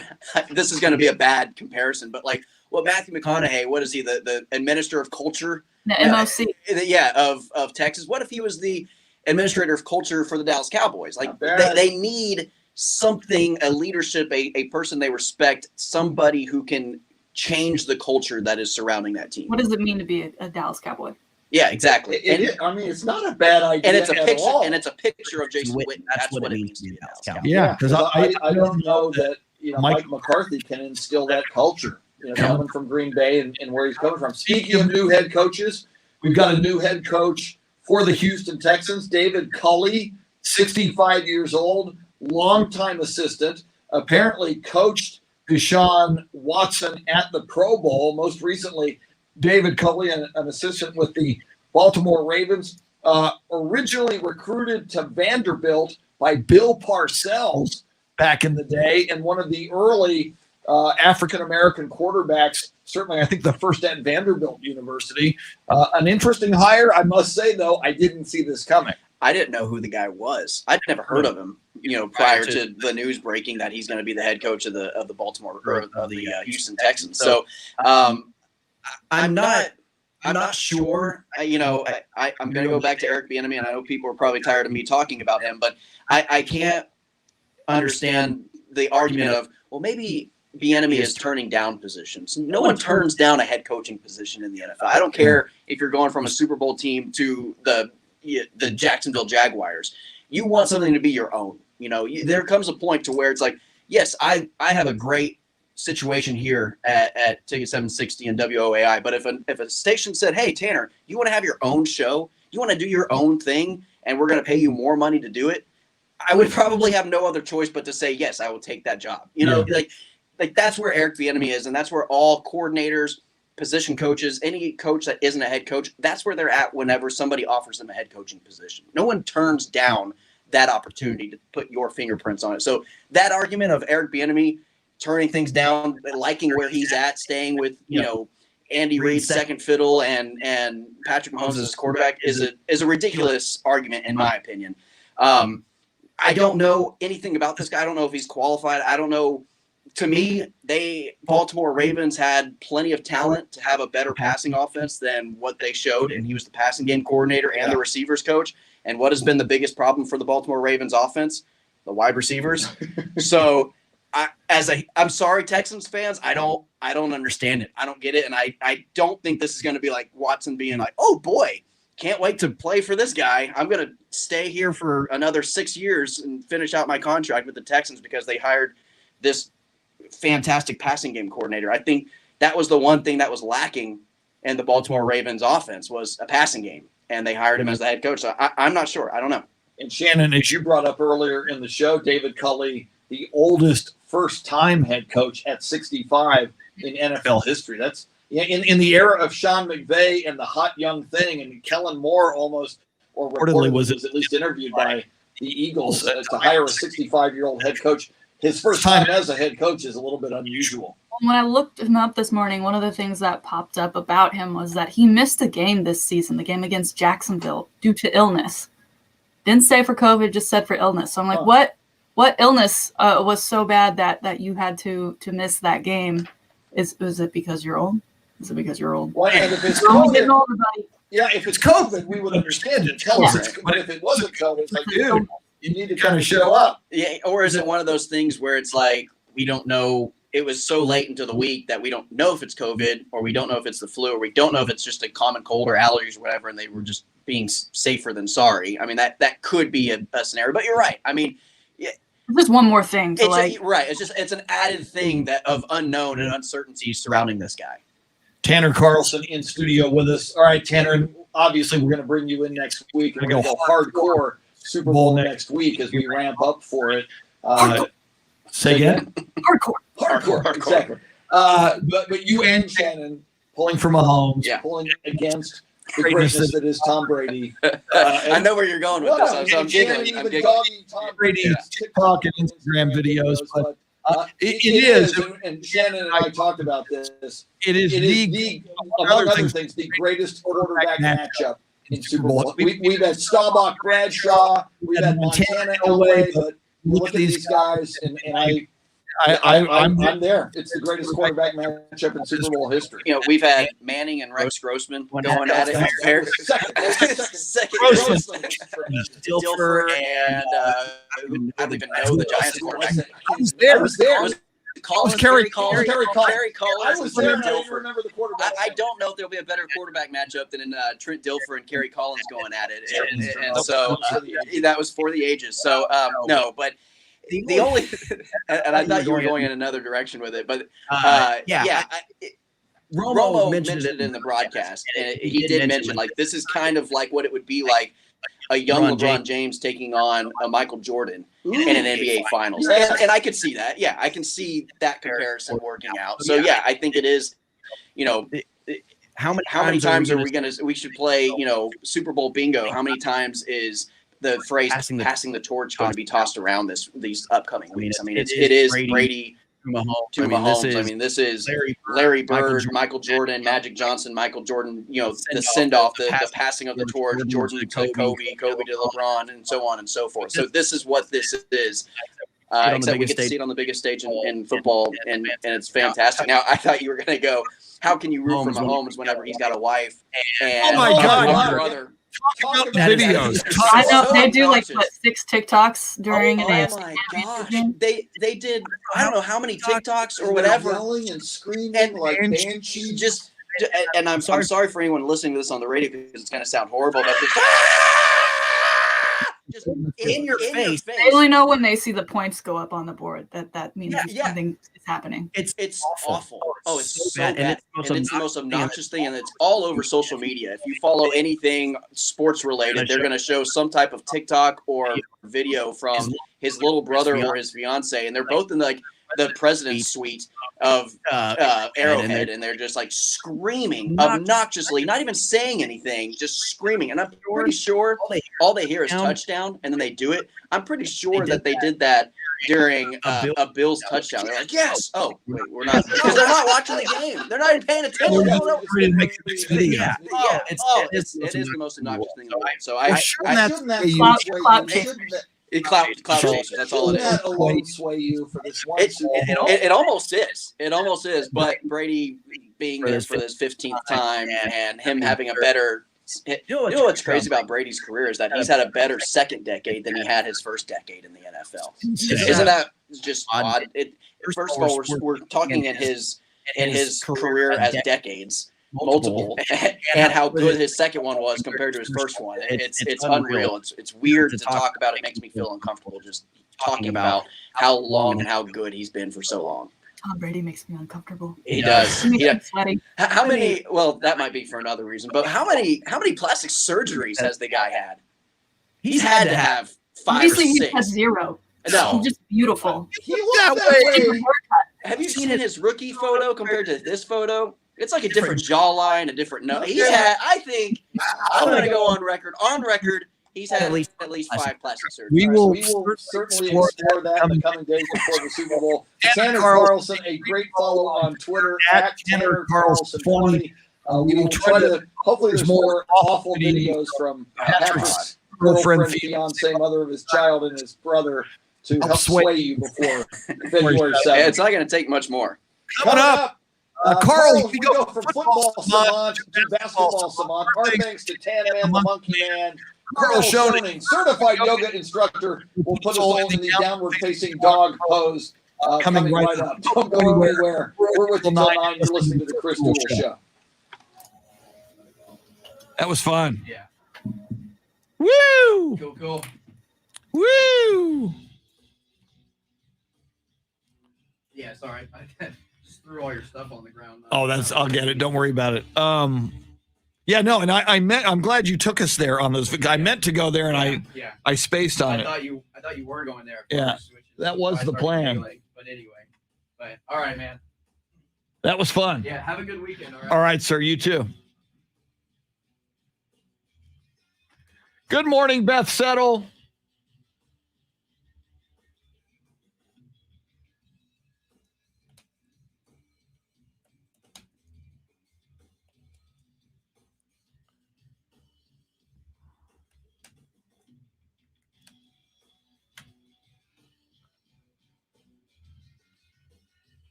Dean Stone, good morning. Armando Herrera says the tight end matchup is going to be amazing or is amazing. I would agree to that.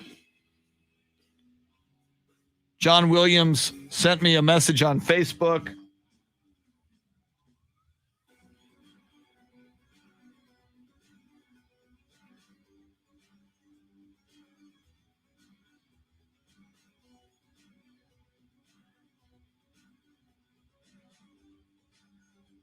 Yep, Cloris Leachman.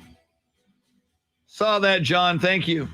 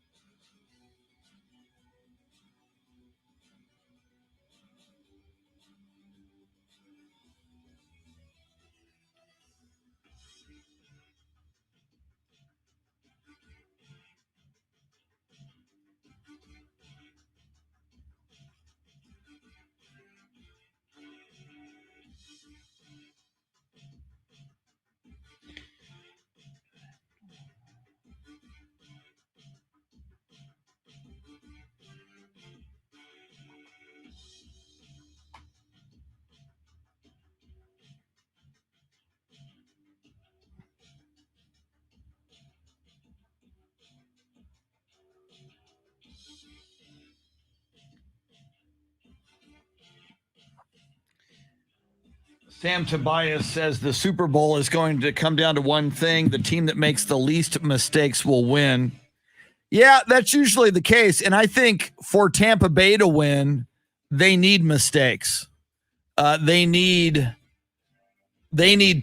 Kansas City turnovers more than Kansas City needs Tampa Bay turnovers. You know, I think Mahomes and Kansas City is going to take the ball down the field and score a lot of points. I don't think that Tampa Bay can match them touchdown for touchdown without turnovers. So they're going to need them.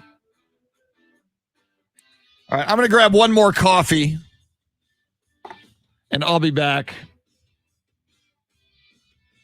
And you know Carl's here, right? I'm going to grab a coffee. I'll be back in about 90 seconds.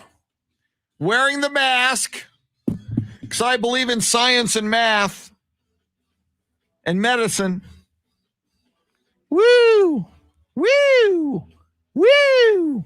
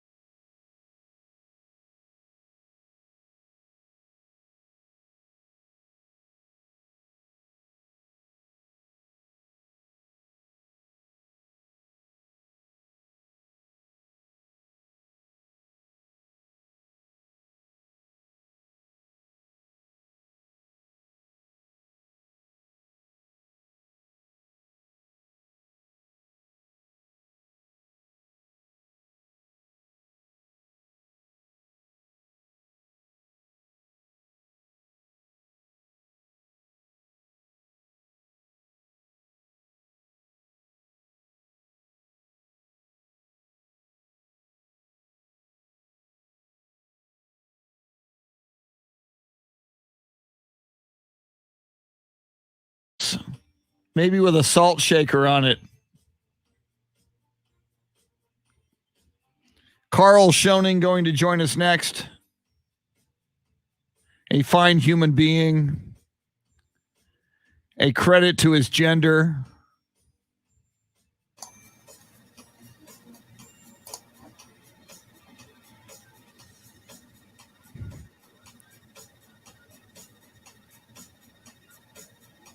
Luisa Alani says Super Bowl foods, wings, beer, and nachos.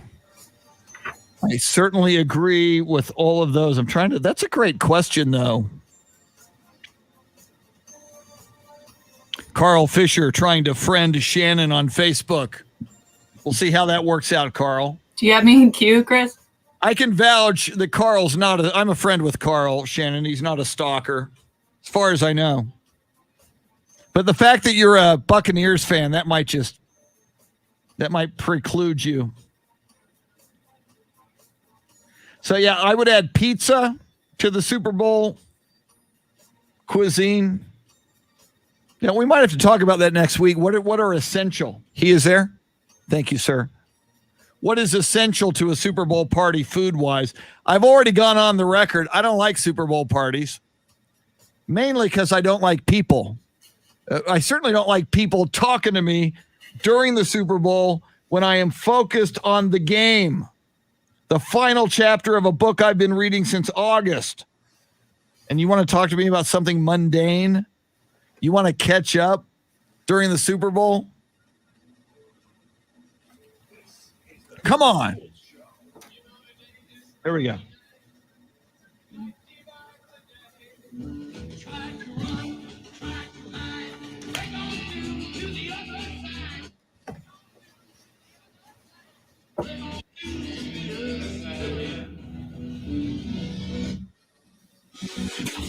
Now, Chris Duel.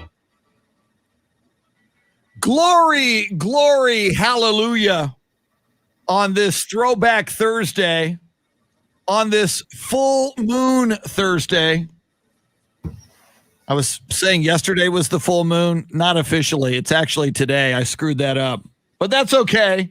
What I do know is today is the birthday of one Gregory Charles Popovich. We have been commemorating and celebrating the birthday of Pop all morning long. Shannon Salty Sweeney, Chris Duel, and of course, Jeremy Fouts, your soundscape stylist, and a special guest on the phone line who I think understands the value of Greg Popovich to the San Antonio Spurs, to the NBA, to the city of San Antonio, and to the planet Earth. He is our resident basketball savant and certified yoga instructor. Someday we'll actually do yoga on the show, live on video on Facebook Live, and he will lead us. He is the one, the only, the beautiful and talented Carl Schoening. Welcome back. Carl, how are you? Thank you for that introduction, Chris, as always. I am nothing if not over the top. But have you done your yoga this morning? But before you did your radio interview here, did you wake up and go through your regimen of morning yoga?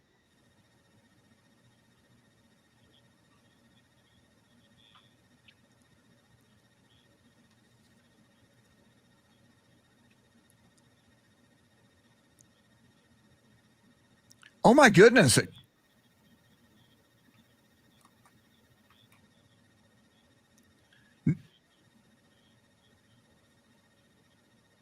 Now, Shannon was telling us yesterday, Carl, Shannon went to a Dave Chappelle concert at Stubbs and had to get a COVID test. And it was that stick the swab into your nose, invasive, please kill me now test. I mean, what have COVID tests been like for you? Oh, geez. I haven't had to take one of those since I did the Texas TCU football game, and I was in Tier 1, so they had to test me before the game. Curative is a really good brand. If anybody's ever just trying to get tested, it's free testing, and there's usually one nearby you. I don't know 100% about San Antonio. In San Marcos, I just go up to the high school football stadium, and where I primarily work, they have some at the library. It's free testing with or without insurance. So, yeah, if anybody needs to test just a mouth swab, it's like 20 seconds of a mouth swab. You put your sample in a container and you hand it off to them, and they got me the results, I think, most of the time within like 1 or 2 days. So I usually get it the next day or the day after. Yeah, Shannon, why can't we just go to mouth swabs? That sounds so much better. Yeah, Except in my case, it was like the show was in 3 hours, so you had to do the rapid. Usually, what do they call like PCR tests or something like that? They are kind of more accurate and more immediate results, I think. Yeah, somebody needs to really invent a non-invasive immediate test, and I think it would a lot of us would support that. All right, Carl Schoening, let's talk a little San Antonio Spurs. I thought it was a very impressive win last night over a quality Boston Celtics team, down to the wire, a couple of big runs. The Spurs themselves go on a 29-6 run to end the first half to build a big 61-47 lead at halftime. But Celtics came way back in the third quarter. They wind up going up 84-82 to enter the fourth quarter. But back and forth, nip and tuck down to the wire. Spurs escape with a 110-106 victory over the Celtics last night. Your thoughts about the current state of the San Antonio Spurs? Spurs plays in the Southwest Division. You know, they're in the playoffs. They have games against Memphis and the Nuggets to finish up the month, if I'm not mistaken.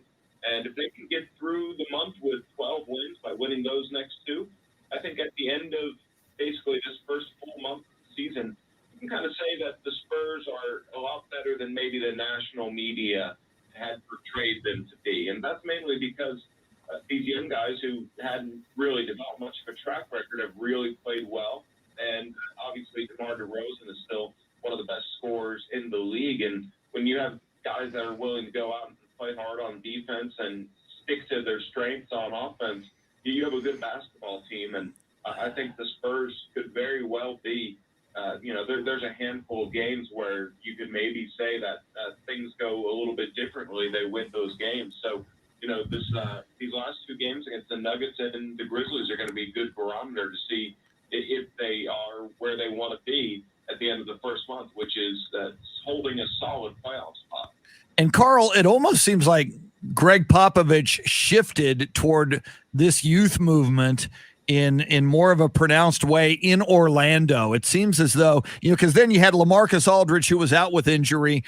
Patty Mills, they chose to sit Patty and focus on this youth movement. Then you come in this season with, Keldon Johnson in his second year, picking up where he left off in Orlando. And then Devin Vassell, I mean, better than anybody because you have covered the Austin Spurs so extensively that, typically a rookie in the Greg Popovich system, even if you're as prolific as Keldon Johnson, you're going to spend most of your rookie season in Austin with the Austin Spurs. Now, granted, the Austin Spurs haven't started up yet, and I've seen you posting now that we know their schedule coming up and what's going to happen. And we'll talk some Austin Spurs with you here in a moment. But for Pop to embrace and enable a rookie to play as Devin Vassell has this season and to see how successful Devin Vassell has been. There was some remarkable statistic about him yesterday and the streak that he was on going into last night's game as far as no turnovers and steals per game. This youth movement is really making an impact on this Spurs team. Yeah, and that's the benefit of keeping all of your first-round picks and maybe even picking up one on the way. They've done a really good job. You can go all the way back to Kyle Anderson. He's not on the team anymore. And the 2015 draft pick, Nikola Milutinov, is just signed a 3-year with CSKA Moscow over there. He's, I believe he's Ukrainian and he's playing in Russia. And, that's pretty much as high as the European League goes over there. So if he ever does come over, I think he's only 25 right now.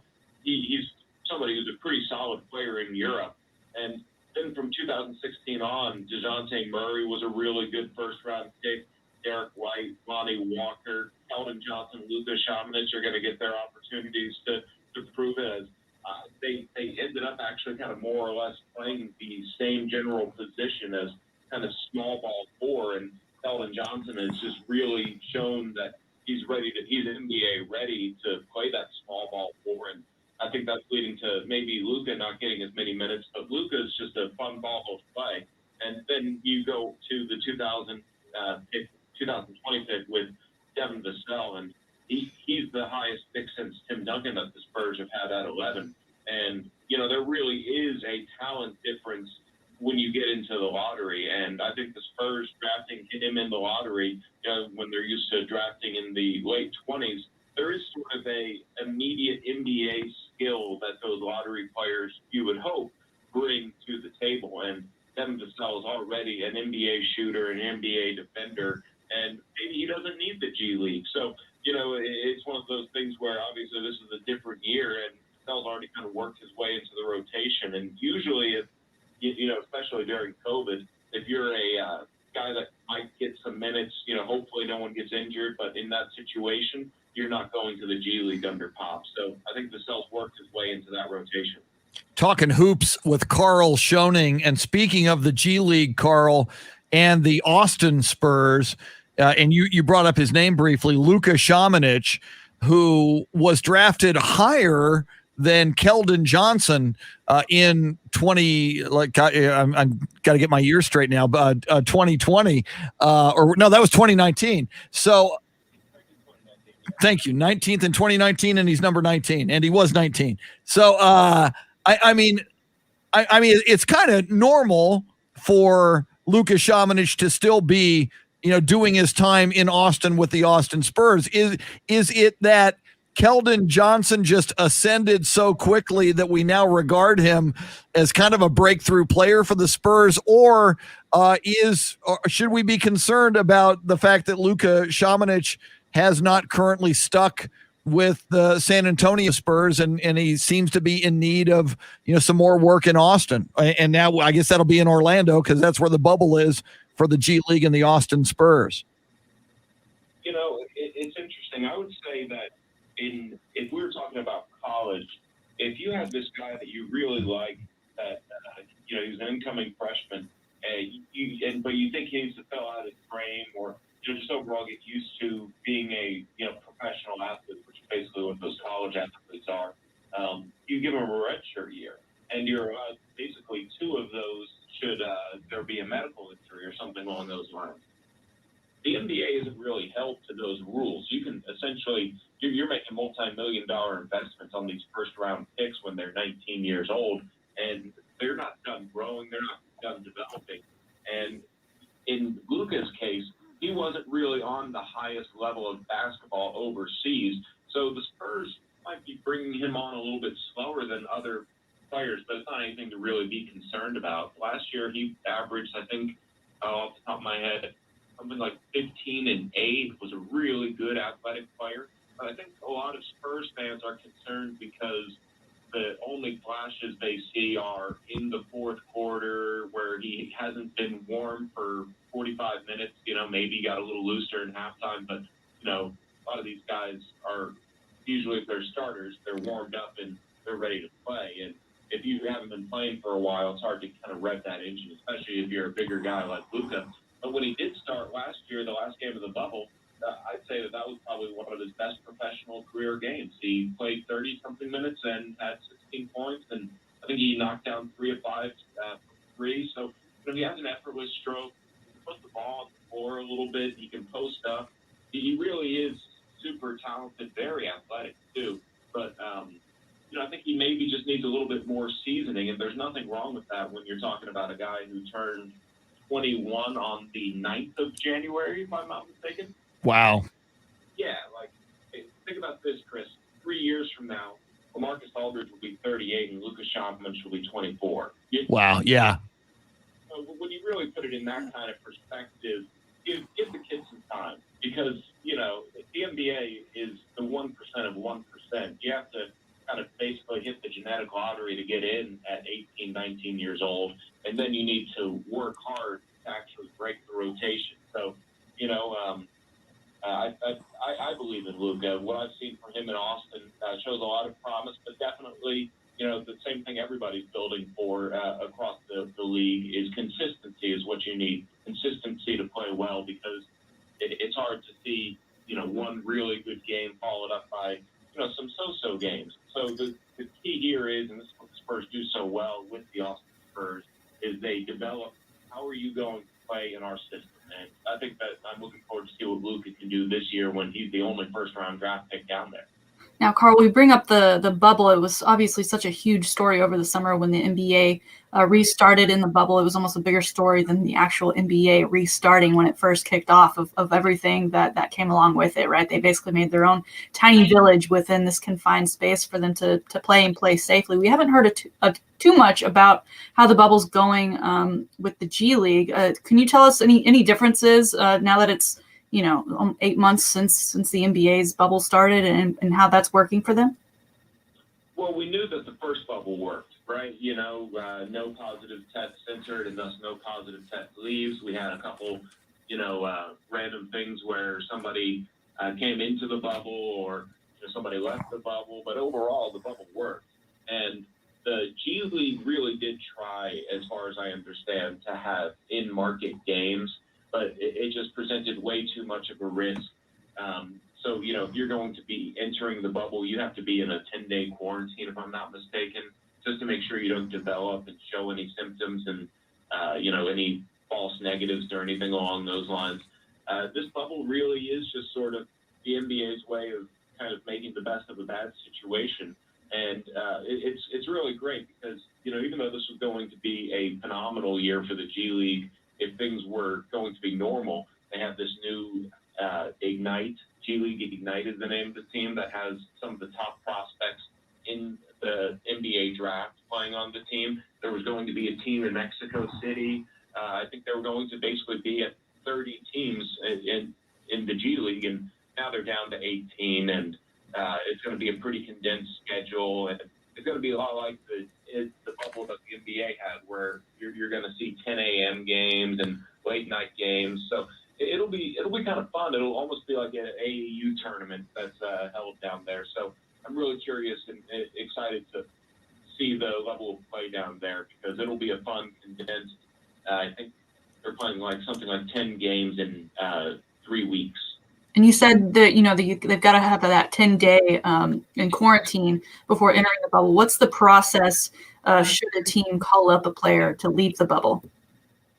I would imagine, since they were in the bubble, that they're safe, but they have 134 pages or something of safety protocols that gets added to fairly regularly. And Shannon, I hate to tell you, but I did not read any of that.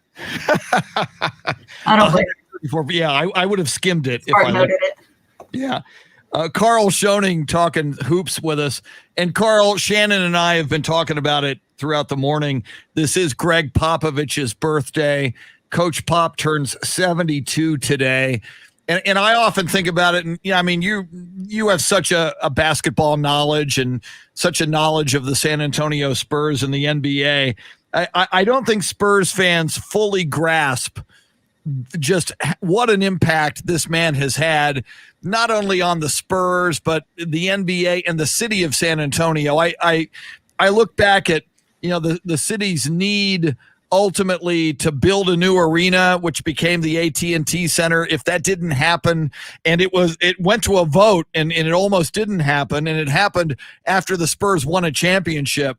I truly believe if Greg Popovich never became the head coach of the San Antonio Spurs, I truly believe they would not be here anymore. I believe they'd be in another city. And not even for that reason, but to look at what he did in a small market, in an NBA that teams like the Los Angeles Lakers and the Boston Celtics and the Chicago Bulls, when Pop showed up in San Antonio to be the head coach, those were the teams that usually won the championship. And those are pretty big markets, LA, Boston, Chicago.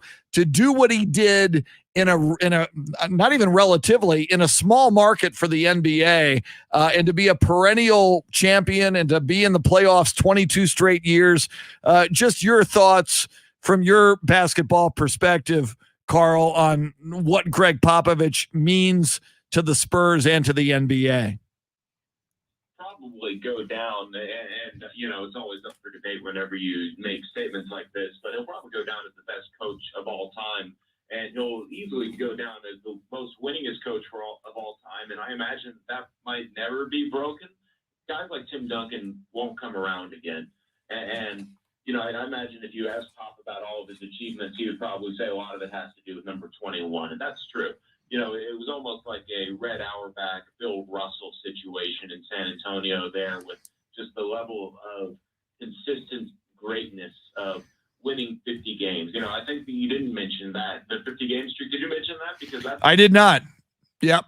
Probably the most impressive feat that I can think of is that they beat the Magic Johnson Lakers 50-game winning streak, and they had like kind of a defunct year with the 1999 strike season that was only 55 games anyway, and I think their winning percentage was still like I think it was like they won like 38 games that year anyway, so it was a pretty good winning percentage. So it's just really impressive.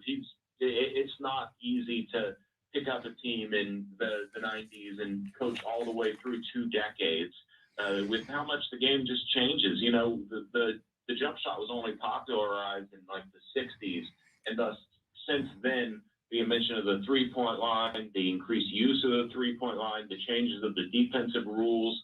So many things happen that will put certain coaches behind the 8 ball, but he's always been able to adjust.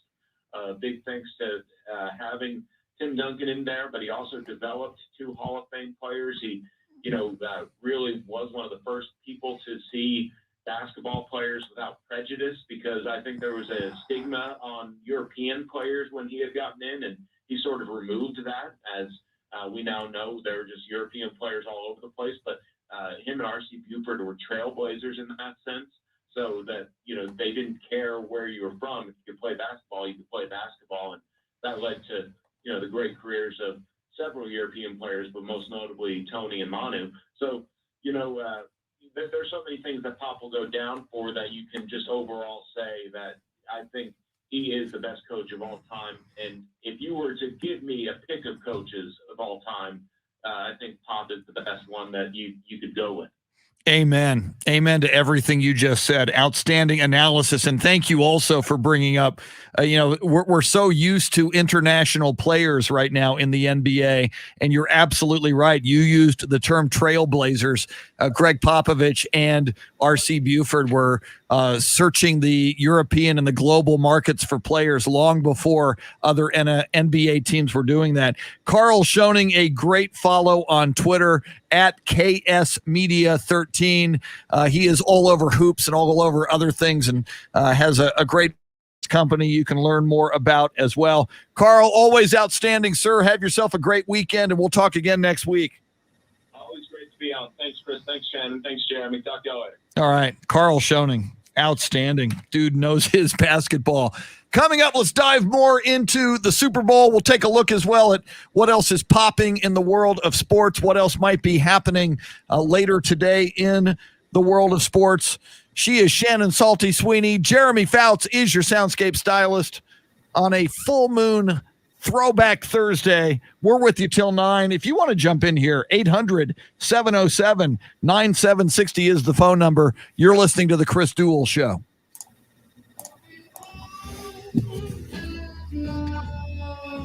Man, Carl Schoening is good.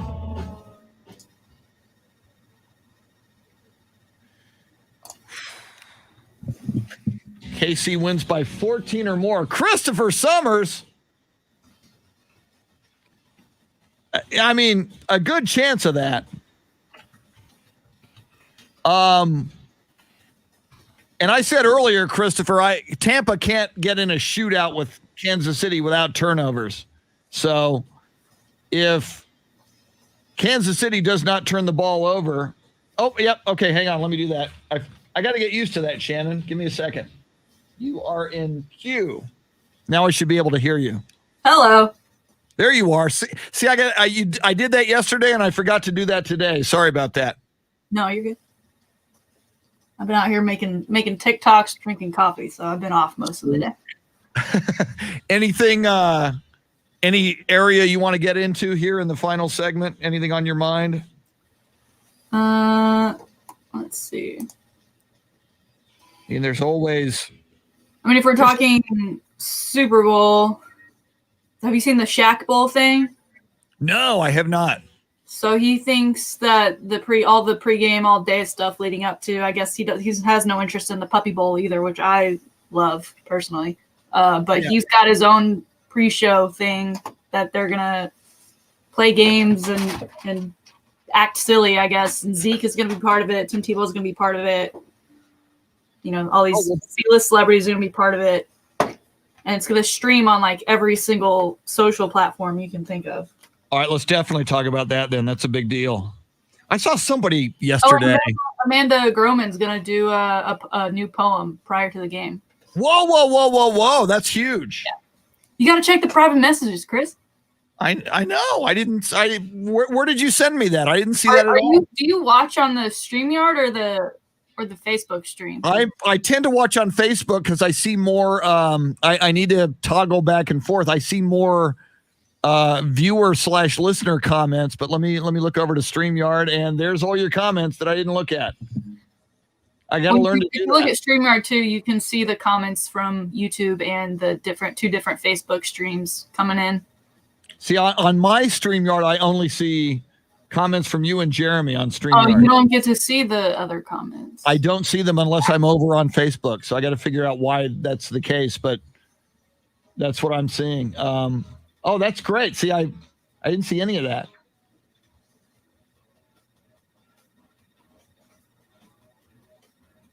Yeah, I will learn, and I'm learning. I'll learn to pay more attention to the StreamYard feed and now to have you in queue during the breaks.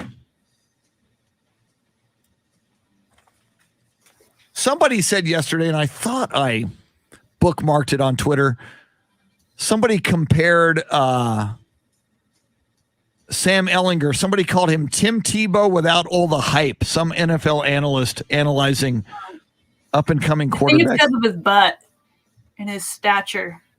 Yeah. I wish I try to, when I see something like that and I want to talk about it, I try to bookmark it so I can come back and find it. And I'm looking at my bookmarks and I don't see it. Darn it. But it was somebody like, like an Adam Schefter or somebody like that. They're loving. He's at the Senior Bowl right now. The scouts have been liking him. Oh, good. I'd love for him to be a Cowboy. Jerry will never draft.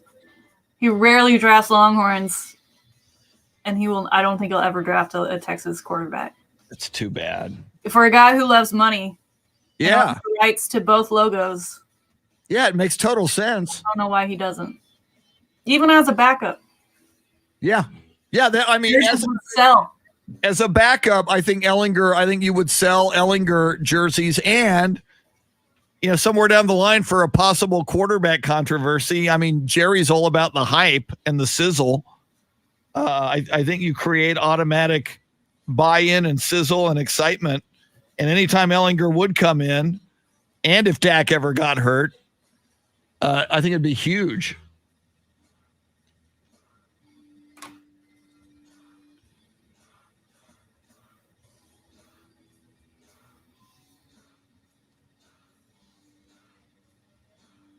Christopher Summer saying draft him in the 4th or the 5th round.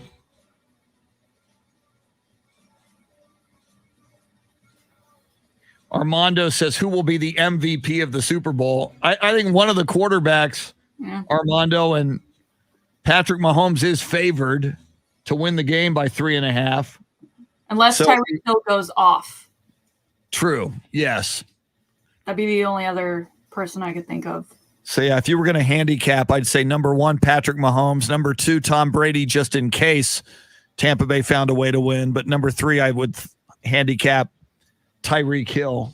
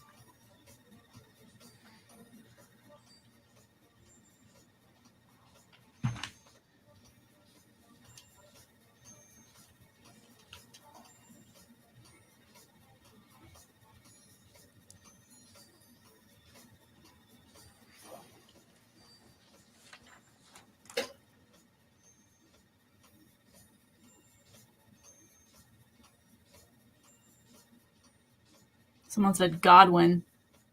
Antonio Brown's back though, so he's going to get less receptions or opportunities. Yeah. True.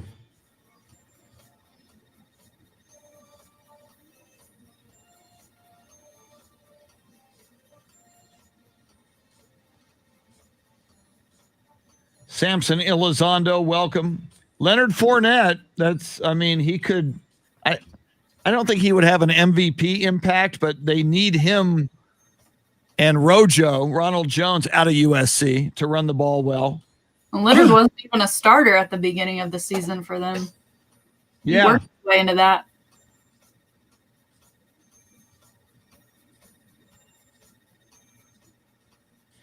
That's right, Andy, reminding us about Roy Williams with the Cowboys. That didn't exactly work out well.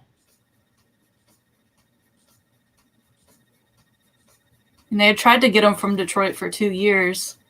And then they finally get him. There's probably a reason why they finally got him, right? Yeah. Brisket nachos, nacho fries, and having beer for the game.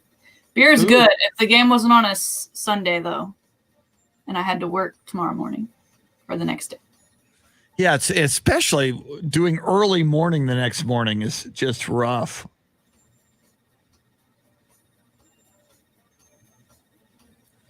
Okay, so we will get into the Shaq Bowl, or is that what it's called? The Shaq Bowl? Yeah, because he has to name it after. But I think it's officially the Mercedes presents the Shaq Bowl. Ah. Because he got it sponsored for all the social platforms, but Shaq Bowl nonetheless. Brilliant idea.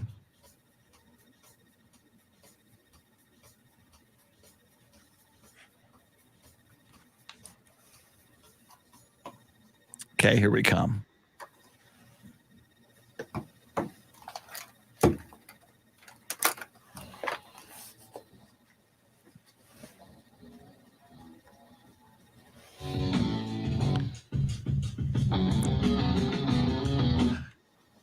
Welcome back. It is the Chris Duel Show. I'm Chris Duel, along with Shannon Salty Sweeney and your soundscape stylist, Jeremy Fouts, doing an outstanding job as he always does on this full moon Thursday, January 28th, birthday of Coach Greg Popovich. We've talked a lot about that. He is 72 years old. And during the break, and if you're watching on Facebook Live, it's kind of cool. You can participate with us in the off-air conversation.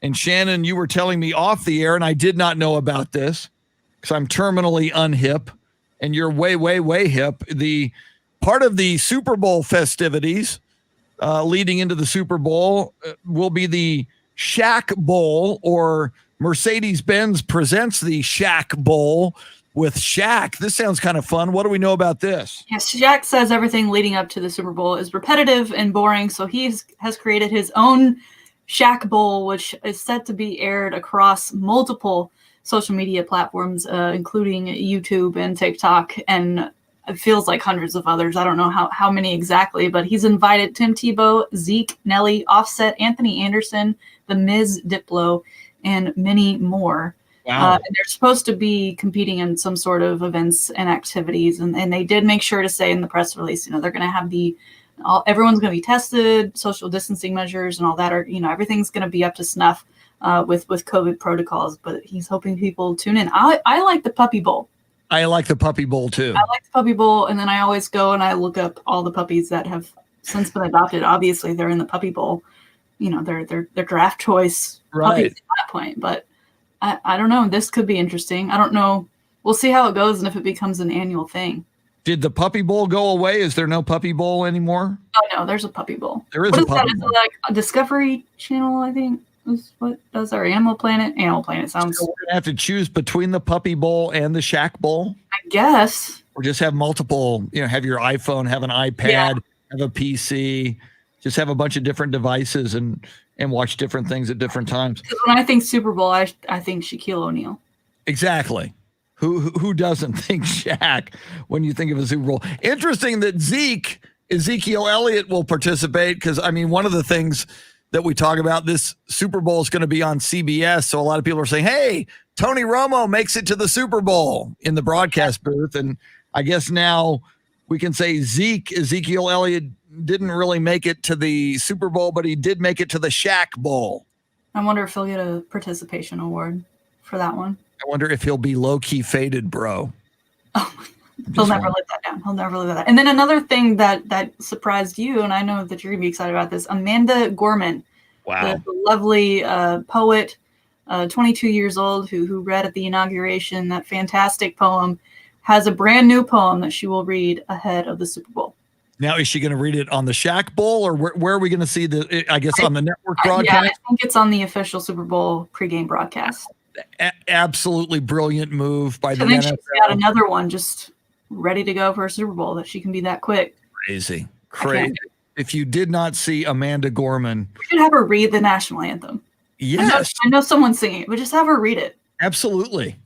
And the way she's able to run, it's amazing. Yeah, and no matter, what your political affiliation, if you're an American, go check out, if you haven't seen it, go to YouTube or wherever you want to find it. I would guess YouTube's the best place.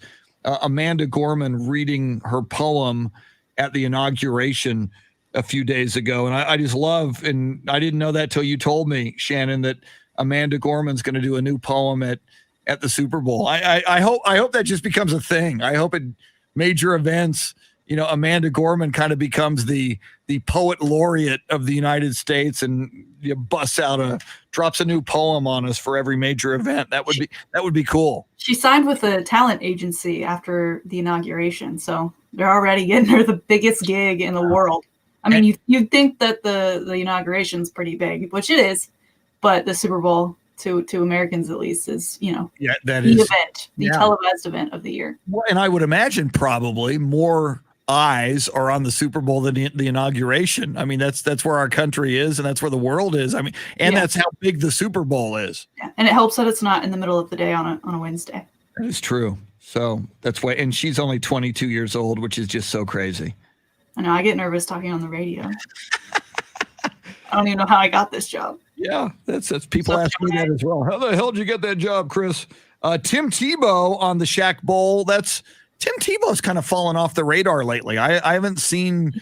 I can't tell you the last time I've seen Tim Tebow in the media. And last I heard, he was, floundering somewhere in the New York Mets farm team organization. I don't know what he's been up to lately. He appeared a lot this season on First Take with Stephen A. Was he good? I muted it every time. Ooh, that's not a good sign. He just kind of repeats himself, and he says "like" a lot. He sounds like a teenage girl. Wow. As I say "like." Yeah.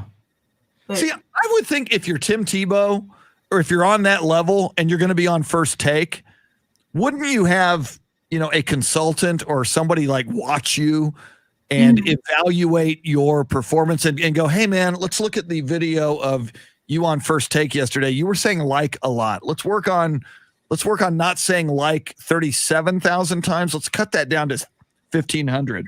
And in radio, like now it's in my head. Now you've got it. Now it's in my head, and I'm gonna stay. But we do air checks, so we can go back and listen to ourselves and listen for those things, the ums and the repetitive words to try and get them out. I find it, and it's always been this way for me, I find it so painful to listen to my own voice. I have the hardest time going back and either watching a video of the show or listening to a podcast, just because it's just so weird to hear my own voice. Are you that way?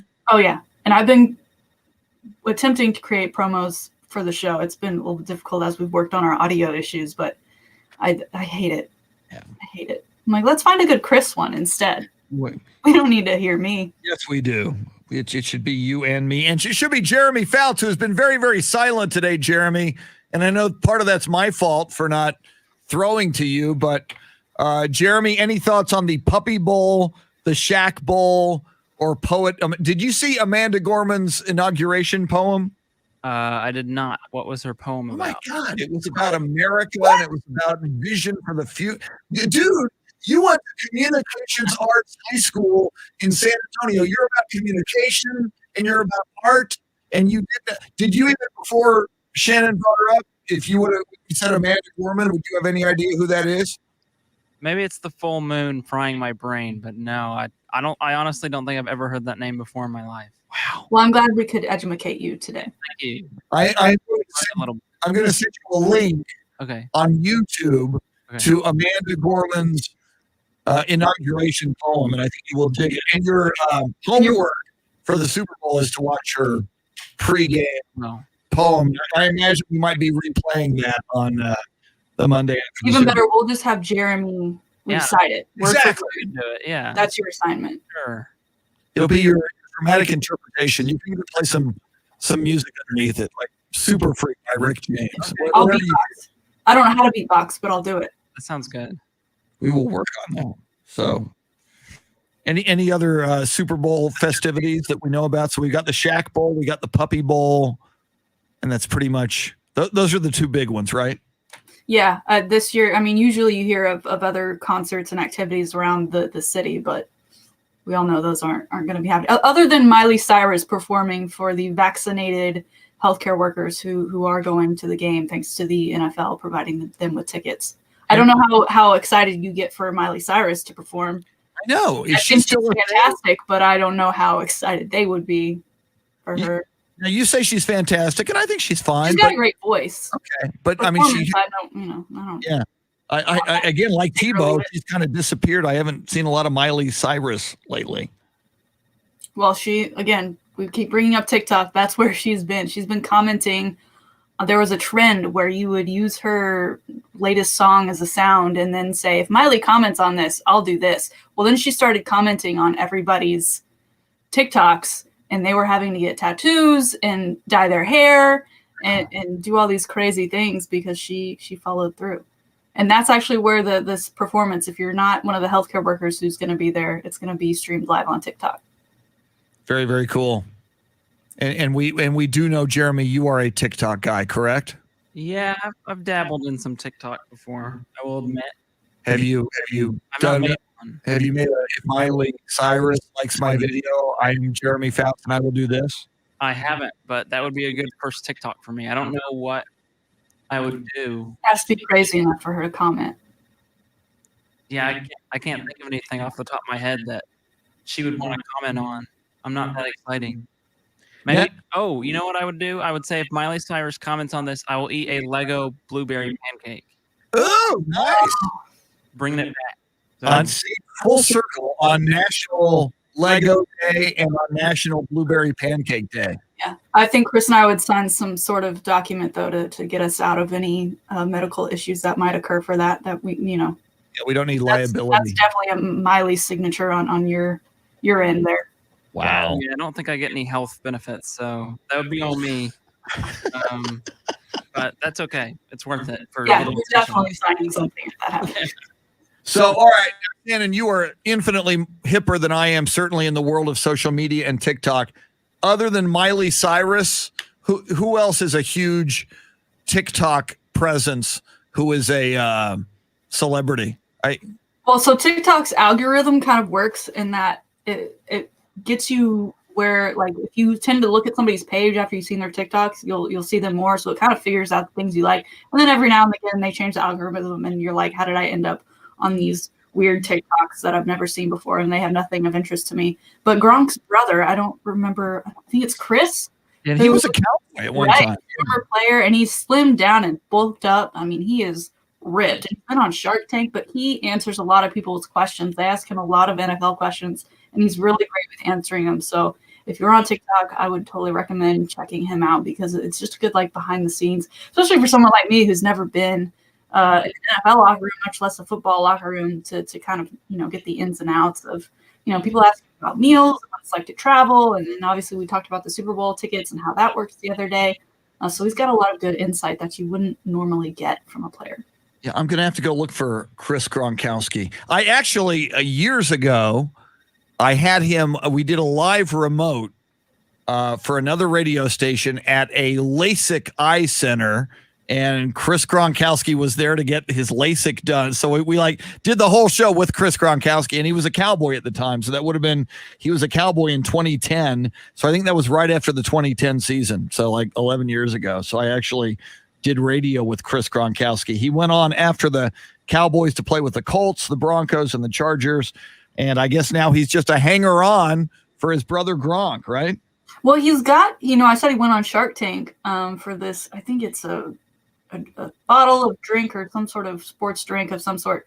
But he said Gronk doesn't have anything financially to do with it, that he's done it all himself. He got I think an accounting degree when he went to school. Okay. He looks completely different. As I said, he has buffed himself up. He did a TikTok yesterday that showed what he looked like in the NFL and kind of his progress to where he is now. And it is immaculate. My goodness, I will go check out Chris Gronkowski. Yeah. And then Tom Brady's on there and things like that. I know you don't like Tom Brady's TikToks. You're a Brady person. All right, Shannon, the poll question for today, we have a new head coach for the Houston Texans, and we asked how that might affect disgruntled quarterback Deshaun Watson. Yeah, people still believing that he's going to end up elsewhere at 58%. Only 23% now thinking he'll stay with the Texans, while 17% believe he is going to the Jets. Going to be interesting to see how that plays out. Shannon, outstanding as always. Have yourself a great throwback / TikTok Thursday. TikTok Thursday, that's a thing now. Maybe we'll start doing some TikTok weirdness on Thursdays, maybe. Lift a glass of wine to Coach Greg Popovich before the day's over. Jeremy, great job. Thank you, Chris. Do not eat any blueberry pancakes with Legos in them unless there's video involved. Not unless Smiley comments, I will not. And a waiver of some kind, limiting liability for Shannon and for me. For Shannon Salty Sweeney and for Jeremy Faust and for Tanner Carlson, also known as Tan Man the Monkey Man, and the lovely and talented yoga master, Carl Schoening. For all those peeps, I'm Chris. We will see you in 21 hours. Go out tonight and look at the full moon. Hasta la vista, baby.